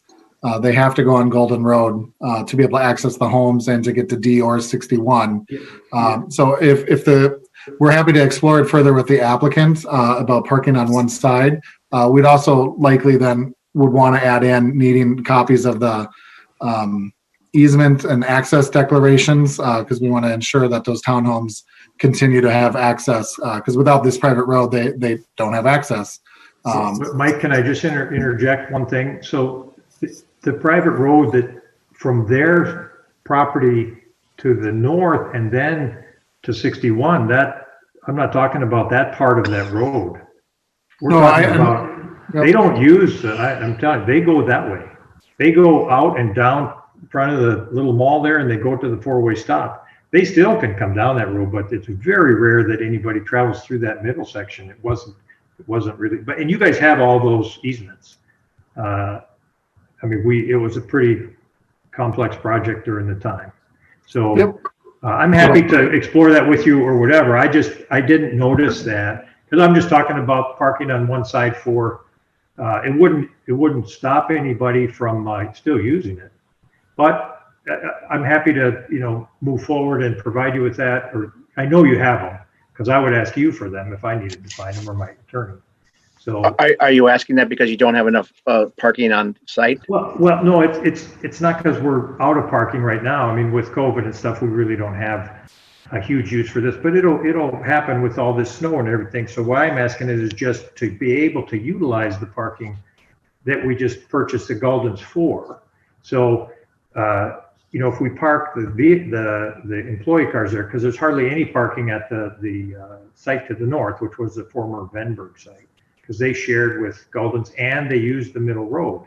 So if we park inventory in the site that we develop at Guldens, if we have to have the 15 cars or so that our employees are parked there, then they park there in the morning, they leave in the afternoon, and then those 15 spots really go unused for the purpose of inventory parking. That's all. I'm just trying to maximize the use.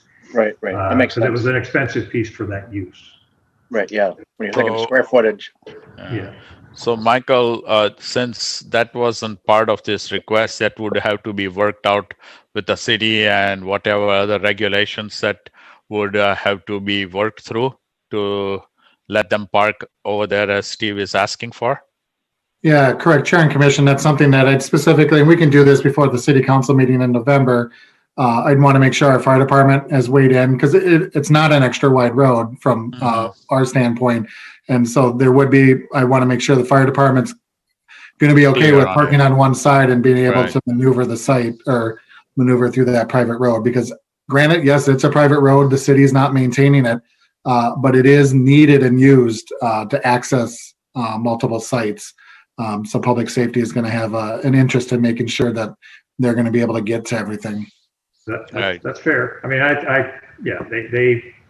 that's fair. I mean, the road was both sides parked before, but that's fine. I mean, it is. I remember when we did that project that road was a lot of property coming out of that parcel because of the width they wanted. So I think it'll be fine. But I can work with it. You guys have it. We'll talk about it. We can get there. I'm not even talking about a lot of it. I'm just talking about one side, one down by the Guldens property, not up, not just about 15 spots. We could draw them in. You need to sell cars quicker. Well, I would like to. We're open for business. If you guys want to come, I'll help you myself. If you sold a 3/4 ton truck, I'd buy it. We don't have those. I know. We did.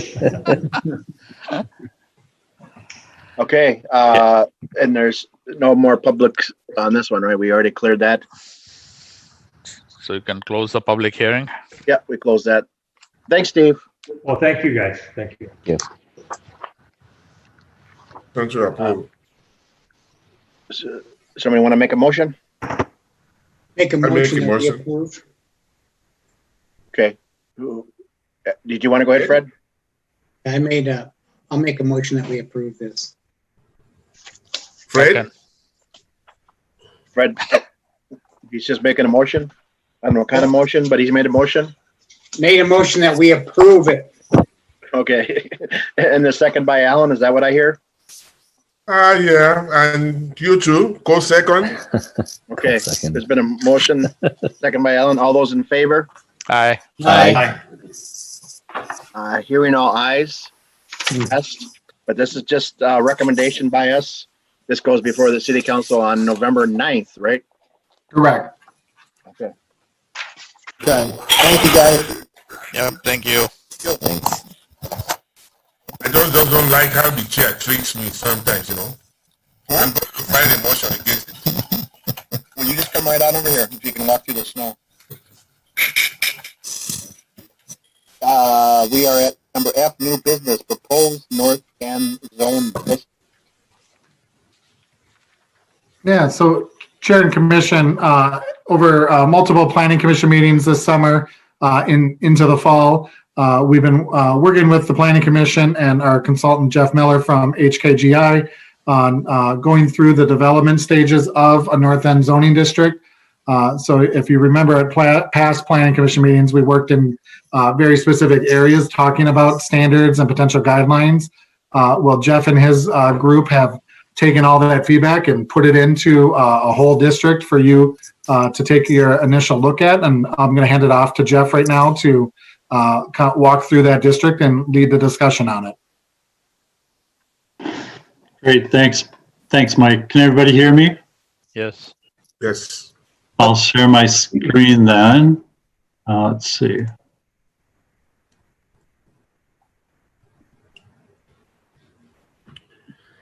Can everybody see that? The slides? Yep. Yes. There we go. All right. Well, as Mike said, I'm here tonight to present the first full draft of the ordinance and give you a chance to ask questions and give input on it. In your meeting packet, the full draft was included, which I think is the first time you've seen the full ordinance. I'm going to talk about the whole ordinance, but as Mike said, we've talked about lots of the sections and pieces over the previous meeting, so I'm going to focus on just a couple of sections that we haven't presented previously. So it's mainly going to be about off-street parking spaces that are required, applicability of the district, including existing buildings, and then general provisions, including the design guidelines. So with that, I'll give you a brief overview. I'll walk through those sections specifically, and then we'll talk about the design guidelines. So the design guidelines are part of the vision plan that was approved before this ordinance. The design guidelines are referred to in the zoning district's general provisions, but they're going to be located outside of the actual zoning ordinance. Just a brief overview. The North End district is a mixed-use district. The current zoning districts in that area are not, which is the BC and the R3. The North End is a form-based district. The current districts in this area are use-based, so they do not focus on building or site design standards, those things that we've been talking about in the previous meetings. The North End district is guided by a regulating plan, the North End district street network and types. That's the diagram on the slide here that we've shown you before, which establishes the district's future street network, street types. There's 4 street types, and the development form that's appropriate for each of those street types. This district is intended to regulate major development, so it does include subdivision standards, which is not typical for a use-based district. So as you saw, as you look through this district, there's block standards, lot standards, street network, street design, and open space standards. Again, that's not typical in a zoning district, but this district is meant to be, kind of all inclusive.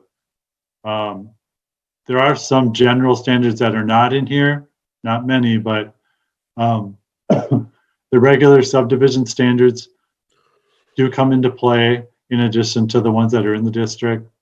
The community design review process is still in play or required. Landscaping, screening, nonconformities, things like that are still required from the zoning code. If we have a question, can we interrupt, or would you want to say what the end? Yeah. Oh yeah, anytime. Which one supersedes the other then? So the main one is what is the subdivision standards. The subdivision standards in the North End district supersede the regular ones, and that's stated in there. So they go above and beyond the general subdivision standards. Okay. So the sections of the district, as you saw in the version that was sent out in the packet, there's what is there, like 9 sections. You know, the first ones are pretty typical of zoning districts. I'll talk about those tonight because we have not talked about those. We have talked about the standards, and there's 4 types of standards, just to get your mind back into this district since it's been a month or so. So again, we have talked about these, so I'm just going to remind you that the subdivision standards are this set of 5 things. You saw in the full draft, there's illustrations in there. Not sure if you've seen all of those before, but there's about 13 illustrations throughout the ordinance, including 4 of them for the street types. There's a use standards table in there at the end. And as a mixed use district, it includes all of these: residential, lodging, public, business, arts and entertainment, recreation, transportation, utilities, and accessory. The building design standards, again, we've gone over these previously, but it gets into building size standards and building facade standards. And it has a graphic in there to try to help you all, staff, developers and property owners with how those work when they come in with their proposed buildings. And then there's a section on site design standards that gets into building placement. So the build to zone, and then setbacks for side and rear yards, and then a minimum street frontage. Excuse me. And then off-street parking and loading standards. So there's standards in there for where parking can be located on the site and how those parking areas need to be designed. Pretty typical. But you know, more design than a typical parking lot. The number of vehicle parking spaces, we'll dive into that a little bit. There are off-street bicycle parking standards in there. Shared parking facilities are allowed. And then there's standards for loading facilities. So for off-street vehicle parking, the requirements, so we did talk about this in a previous meeting, and this is reflecting the feedback that we got from the Planning Commission. So we're showing for each of these uses on the left-hand side the existing city minimums. So for residential, in your current zoning ordinance, it's for multifamily, it's 2 spaces per unit, and it requires 1 to be enclosed. The North End Vision Plan is recommended 1.5 spaces per unit within the quarter mile of the station, the BRT station, and 2 spaces outside of that quarter mile. I'm going to move your faces so I can see everything. There we go.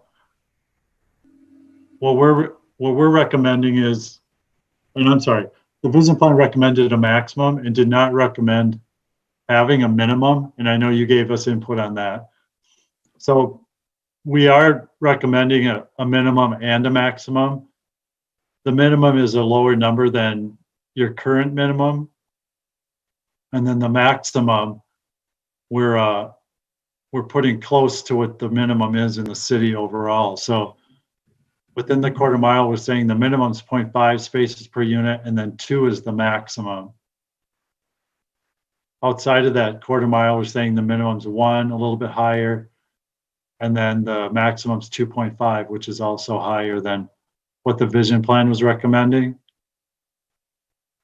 And then for lodging, the current is, or the existing zoning ordinance has 1 space per guest. The vision plan recommended that maximum be that.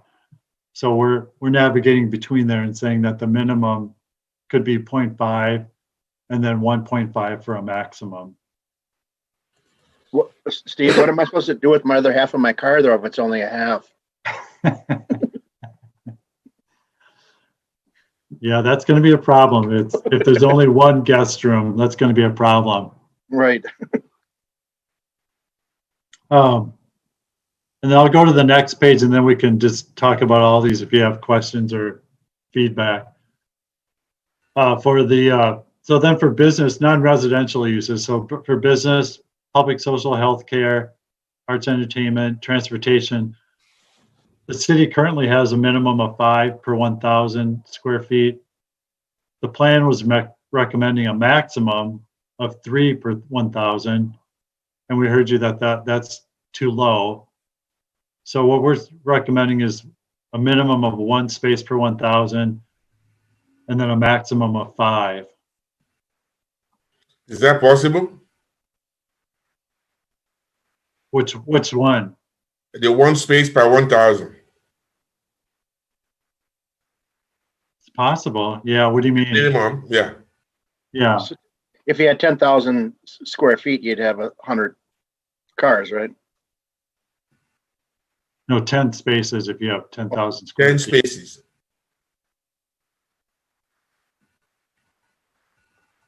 I'm just concerned mainly about the entertainment one. That's the one I have an issue with. It's arts, entertainment, or recreation. That they're always having problems. Like at the Myth, trying to find parking spots. They got to park over at the Ashley, and they got to park over at Best Buy, and that's my only concern about the entertainment one is requirements. Only at night? At nighttime, yeah. This guy doesn't go to sleep.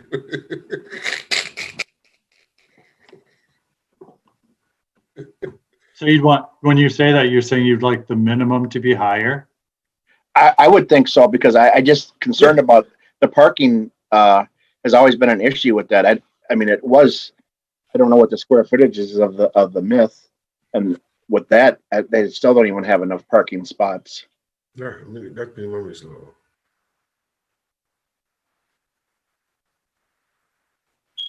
Because the minimum is only 1, right? 1 per 1,000 square feet. Yeah. And this is, keeping a minimum, whereas the vision plan, when it was approved without having any minimums in the zoning ordinance. So that's, based on what you said, we are going to retain a minimum, but we can look at raising that one to something higher. I don't know if you a 1.5 or yeah, you like the half? Yeah, yeah. We can look at that one. We can research that one. Have you had issues with that having 5? Do you know specifically? I don't know. That's what I don't know, the square footage of the Myth, because I know they don't. Do you know any statistics on that, Mike, about the square footage of that and the parking there? Or is that too much to? Chair and Commission, no, I don't know anything specific, like the actual numbers on the Myth. I know the Myth has worked to have additional parking agreements that with surrounding properties, but yeah, they've had to secure additional parking to facilitate their events. Right, and now if they had a hotel next door and something else that wouldn't allow that, then we're going to have problems with vehicles parking. So, Chair and Commission, this is where there will be a balance here of you're needing to wrestle with a vision that was created by with some assistance from the Planning Commission, and then ultimately adopted by the City Council. So, enacting that vision into code, that's where you're having to have that balancing act where we're not trying to replicate necessarily existing conditions in this code, but trying to bridge to a new urban form. Mm-hmm. Right, so we don't have all that extra parking sitting around there for months, like we do at the mall. Right. All the extra spots, all the extra blacktop. Yeah, and I think the space that is being developed most likely will dictate if you really have a large entertainment type business coming in there that would require more parking. I think from the looks of this north end, I don't think you're going to have anything significantly big. that will require a lot of parking spaces. But I do like the idea, Paul, that you said. I don't like that minimum of 1. I would kind of prefer that it was at 1.5 or 2 rather than at 1,000. Right. But that's just for the arts and entertainment. I think the other ones seem okay. I think the business would look okay, but I'm not so sure about this public, social, or healthcare. What would all entail within that category? So, like, if there was a recreation location, like workout place, like a YMCA type situation, what kind of parking space would they require? They should run there anyhow. They don't have to worry about exercise. Yeah, I would think that would, and Mike could correct me, but I would think that would fall under recreation. Yes, I think you're right. So that would be a high, we'll look at a higher one there. But what about social? What is classified as social? Church. So it could be like, yeah, place of worship. Again, there's a lot Clubs. of people going to something like that too, if they go. A lot of families. Mm-hmm. So you got 4 people in one car. Yeah, so part of the vision plan was that some of that parking could be on street parking. It could be shared facilities. So, a church or a place of worship could have spaces, needs for spaces, times that are different from the myth, since you brought that up, or, businesses. And so they could work out shared parking facilities as well. And most of the road plans have parking on the street too, don't they? Yes.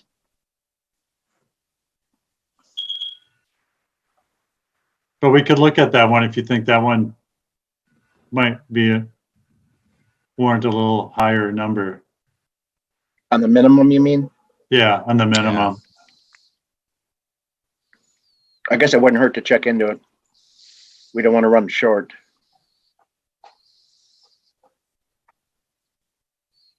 Yeah, I think that main concern is if a big event's happening, we need to make sure that, there's parking available.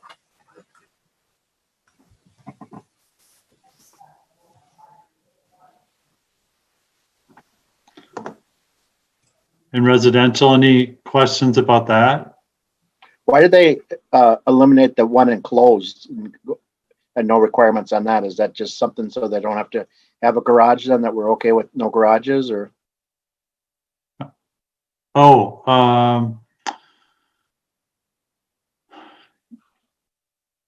Yeah, I'm not sure why the vision plan did that. The market typically demands that residential has enclosed anyway. Mm-hmm. I would say the city codes that we work with, we don't often see the requirement for enclosed. Not that you couldn't do that here, obviously, but that's typically what we hear is that, to market residential units, people are looking for that. So you don't have to require it. Is that probably more so with bigger structures, like an apartment building, right? I think that's so they don't have to build enclosed parking. I think that's kind of more what they're talking about, isn't it? Right. Because there'll be no houses in this development anyhow. That's right. Yeah, but with even apartment buildings, a lot of people are expecting that they want enclosed parking, because that's really the weather in this area is dictating that they want enclosed parking and go with that. I think the part that it was removed here from my best estimate is because we are trying to push the walkability aspect of this whole development, that we want people to be walking more and using less cars. But as I had mentioned at that last meeting, I don't think that's going to be quite as much of a reality as one would have liked to believe. because COVID is here. People are in fact kind of walking away from mass transit and trying to drive their own cars where they need to. So I think the need for cars is not going to go away overnight. And I don't think I'd live in an apartment building that didn't have a garage either. Yep, I agree with you. I would not do that myself.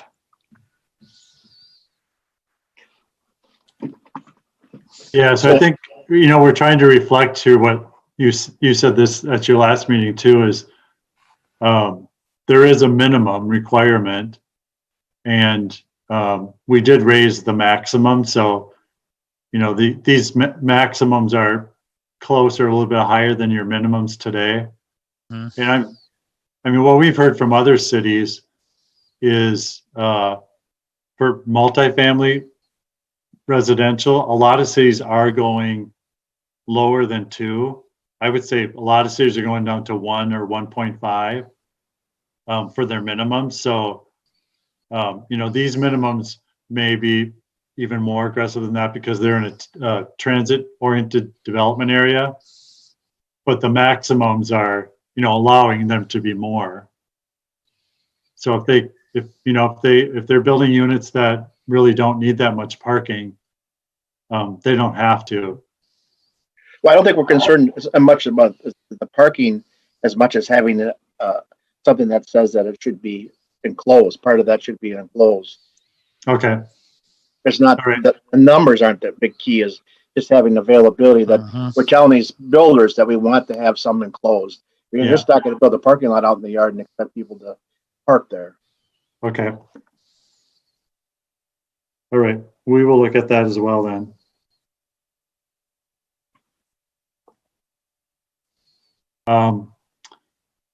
And we can come back to anything that you want to. I'll just get the next section is applicability. So this district, any subdivision, new development, redevelopment in this area in yellow will be subject to this district. It's our understanding, and Mike can chime in on this, but it's our understanding that this rezoning of this land won't happen immediately. But I think proactively, is that right, Mike? Correct, Chair and Commission. So bigger picture, the intention is to, work with the Planning Commission on getting to a comfort level with the ordinance itself, and then we would start some level of public outreach and talking with property owners, just like we did with the development of the North End vision plan itself, and getting them involved, and then bringing that back before we adopt it. And then once we have a district to zone properties to, that process would start. While it's a larger geographic area, there's not that many properties that we would have to ultimately rezone, but we do want to get this in place because we've heard rumblings of certain corners of, like, say, the mall area and of potential redevelopment starting to percolate, and we want to have our vision completely codified and in place to guide that development. So there is a reason that we want to make sure that we're on the proactive side here in getting our vision in place. I thought we had covered a lot of this information at our original meetings, some of these things. So but you're still thinking we're going to have to go over it again with some of the business owners again? Chair and Commission, yes, we've gone through this information with you, and now that we have an ordinance in one document, we want to make sure we're getting last comments here. We have not gone through the ordinance with property owners. We did with the North End extensively, but now that we have an ordinance, we want to again check in with them so that we're really creating partners and not adversaries as we work with them on redevelopment. Right. Makes sense. So this district is really based on this regulating plan. So it's going to be really key when it's implemented what streets each of these properties are located on. That's really going to drive what type of development is appropriate. So you saw in the ordinance, this diagram is in there, but that's really what's driving this is as it redevelops, there's going to be this street network that gets developed, and the properties that are located adjacent to these future streets or where they are located will need to respond to that framework. One thing we haven't talked about before as well is existing buildings. So what's in there is that a property owner or developer may expand an existing building or parking lot as long as the development does not conflict with the district's future street network as identified in the regulating plan, which I had on the previous screen, and meets the site and building design standards in this division or this district. So that means if somebody comes in, or say the mall wants to expand in a direction that goes into where these streets are, they would be restricted to stay out of that area. And if they have an expansion of the building, it would need to meet the setbacks of that future street so that this network is not prevented from happening by an expansion. Does that make sense? Yep. And then really one of the last things is the general provisions that are in there in the version that you received.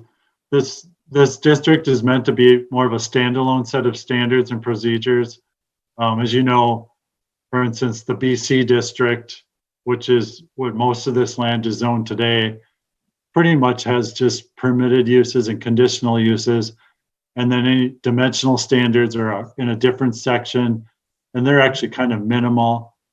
And then landscaping, screening, all that stuff, parking's in a different section in the code.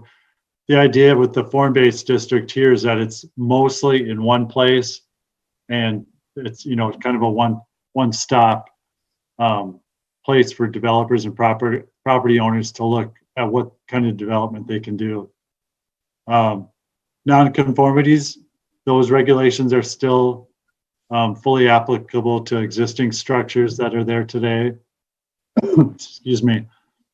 Developments in this district are also encouraged to use the design guidelines that were in the vision plan. They would be recommended, not required. They're not in the ordinance. The next slide, I'll talk about that really briefly. Planned unit developments are not permitted in the Northeast District. That's what the vision plan guided for, and that's what's in the ordinance. So lastly, the design guidelines. So in the vision plan, there's essentially 54 pages in there that are called design guidelines. So that's a lot, but they're a mixture of guidelines and standards. So we've taken any standards that are in the vision plan and brought them into this zoning ordinance. The recommended guidelines that are still there, the way we're looking at approaching that is that those guidelines consist of three types. There's street design guidelines. So again, they're recommended things, not required. There's building design guidelines. There's open space design guidelines. There's a reference in the general provisions of the ordinance to those design guidelines, but they're not actually in the ordinance. So you haven't seen them at all yet.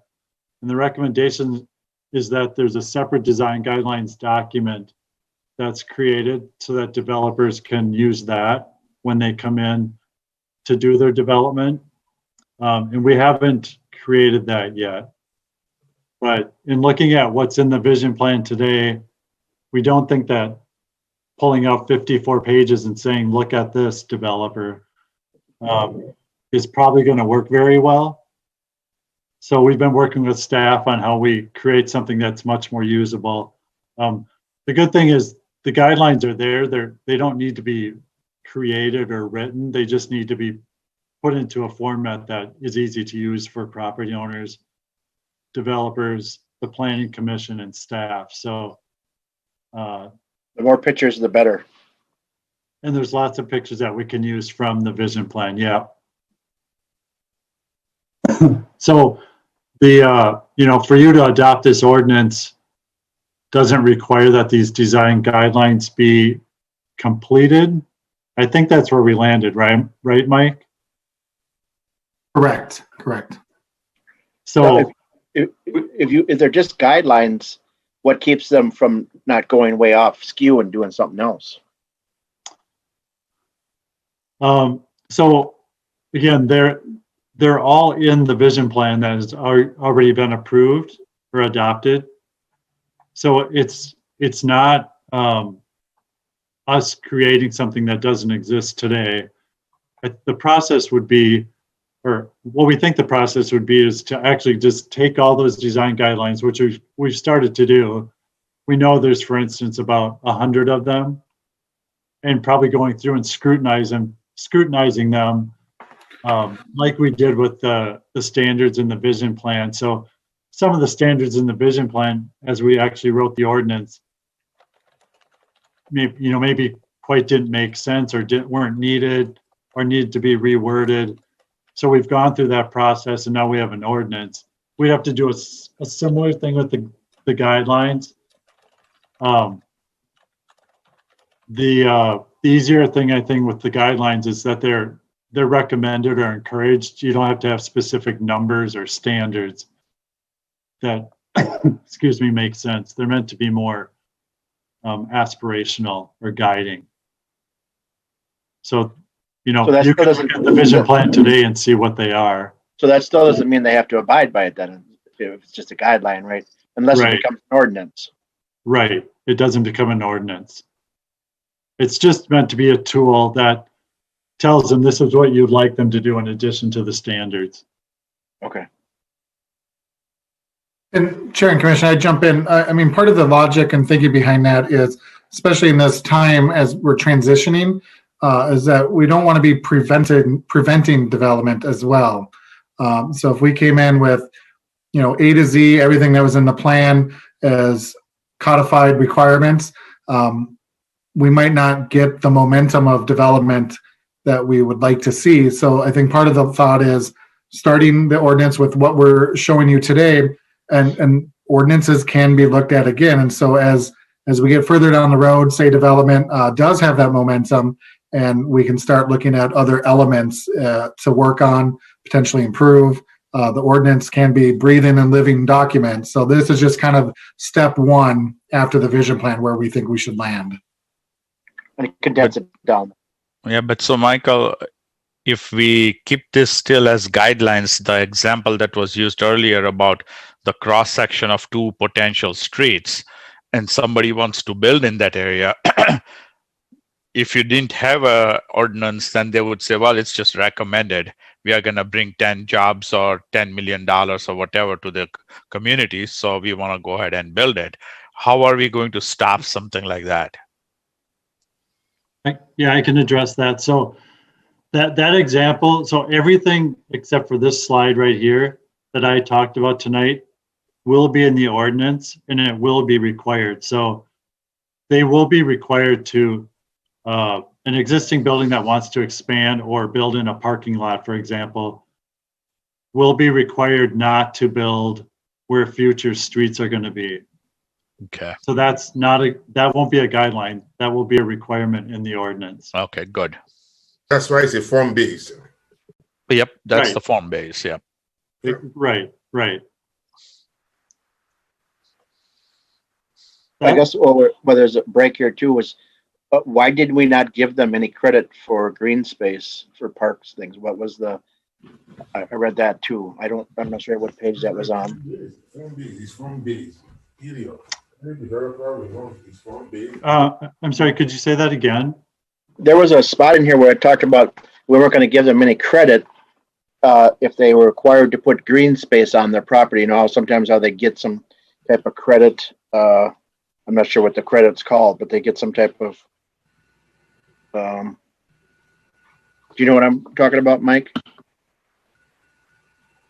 When they build a building, they get green space. Do they get some kind of credit or something? Or Chair and Commissioner, are you talking about our existing zoning code? Yeah. That said now that they won't give that to you if you include that into the building site. Yeah. So the existing code has the ability to have density credits if you do certain steps, like the green space element or a percentage of your land project budget dedicated in landscaping, this ordinance is kind of being set up as a self-contained ordinance, almost separate from the rest of the code, because we have a very specific vision that was created. So I would look at this district in of itself as a self-contained document, and as opposed to what other elements might apply for other zoning districts in the past. So there's no incentive other than it'll be in the requirements to build the structure to have that. So I guess it's like, you're gonna have to do it this way, but we're not gonna give any credit. So I guess that's correct. Okay. Yep.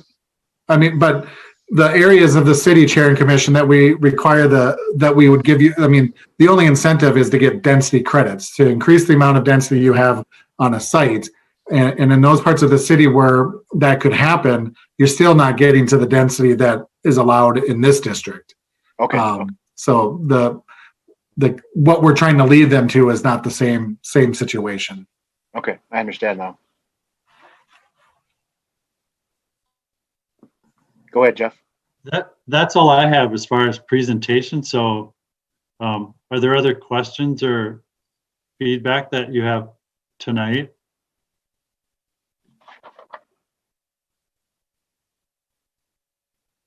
Thank you very much.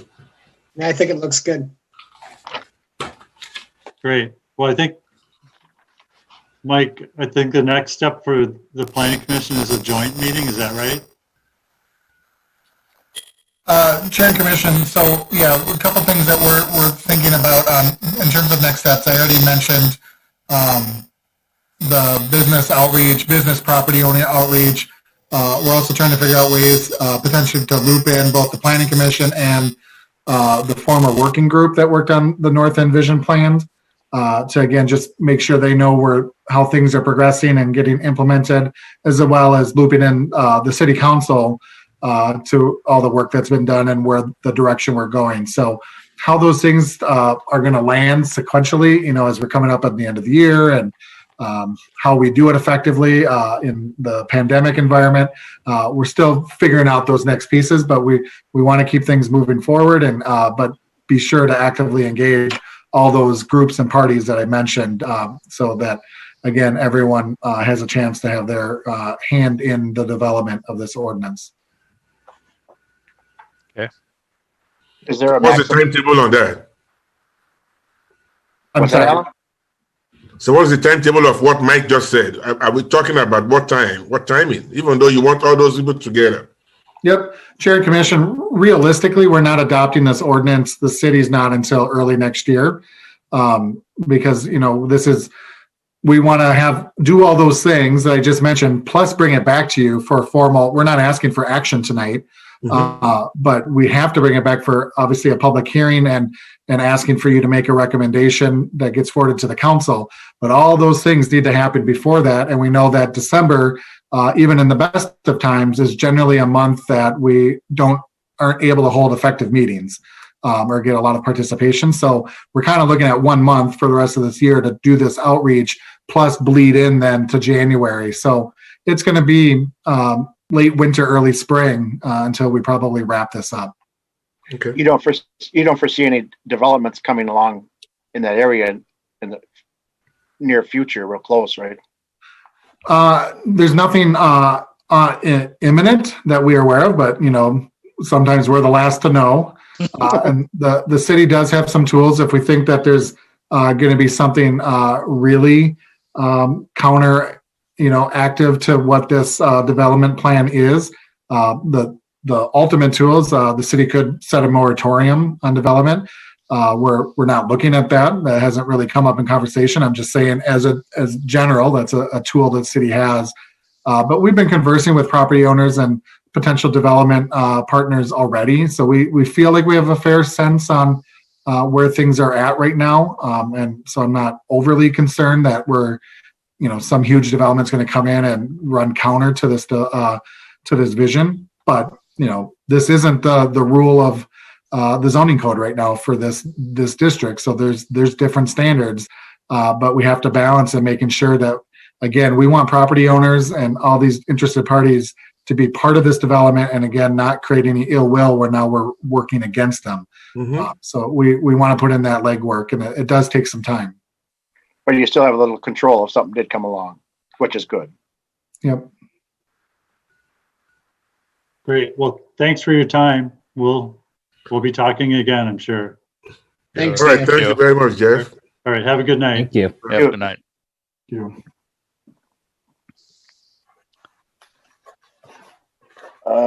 Any unfinished business? Chair and Commission staff does not have anything further for you tonight. Visitors presentations, commission staff presentations adjourned. I did have a question about whatever happened to the Hardys that was going to go down on White Bear. Whatever happened with that deal?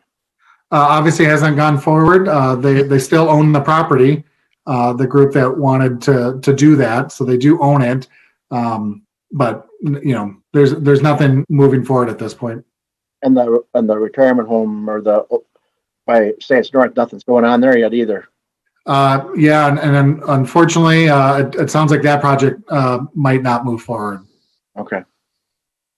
So. And the Moose isn't doing anything either up there, are they? You're hitting all the ones that have not had action. That's correct. So yeah. Okay. You're losing weight because of Hardee's? Yes. Well, I'm just stirring up the stick to see what's going on in the city here. Why are these people not doing anything? Can't wait for Hardee's, eh? You start losing weight, eh? No, I went to the best steakhouse today. And on a serious note, Mr. Chair, I mean, I know this is near your neighborhood on C and Hazelwood. There was another senior living facility that hasn't started there yet. They are still looking for a spring start. So that project is still trending towards occurring. Obviously, some major things have happened, pandemic-wise and otherwise, and every developer is kind of was pausing to let things see where they kind of flesh out. And you know, even with that, we've had a pretty active development year. And I thought that was completely put on the stop, but now it's started up again, huh? That's the indication that we're getting. The CUP is up for review next week at the council, and that's the message that the developer gave us, is that they would actually be applying for their building permit in the next month for a spring start. Oh, okay. Wow. Michael, when is Menard's closing down for renovation? Sure. Yeah, they're working on. So they own the 6 homes now to the south of them, and so they'll be working to demo those homes this fall and incorporate that in the site. And then I believe it's a spring start for their project. Oh, okay. So they're gonna keep running the store through December, through the whole winter. That's my understanding. Correct. Okay, Yeah, I don't believe they're demoing this year. Okay, and then what about Hy-Vee? Are they building both the gas station and the store, or just the gas station? Yeah, so if those have been by there, you've seen lots of activity on that site. Right. The grocery store is there, so the shell is there, and so they need to do some renovations, obviously, to the inside, and they're doing some to the exterior. But they're moving forward, and the traffic light will be up sometime still this year. But yeah, so they're active on that site right now. It was a prefab building, so the gas station's already all built today. They put it up today. Oh wow, that's fast. Yeah, it was all prefab. It was big sections. They came with the crane and set them all in. That's the way to go nowadays. Yeah, in this kind of climate. Make it fast. Yep. Make it fast. That brings us up to item K. No, we're not there yet. I had one other question. What was it? Oh, we're not going to come over and move your snow.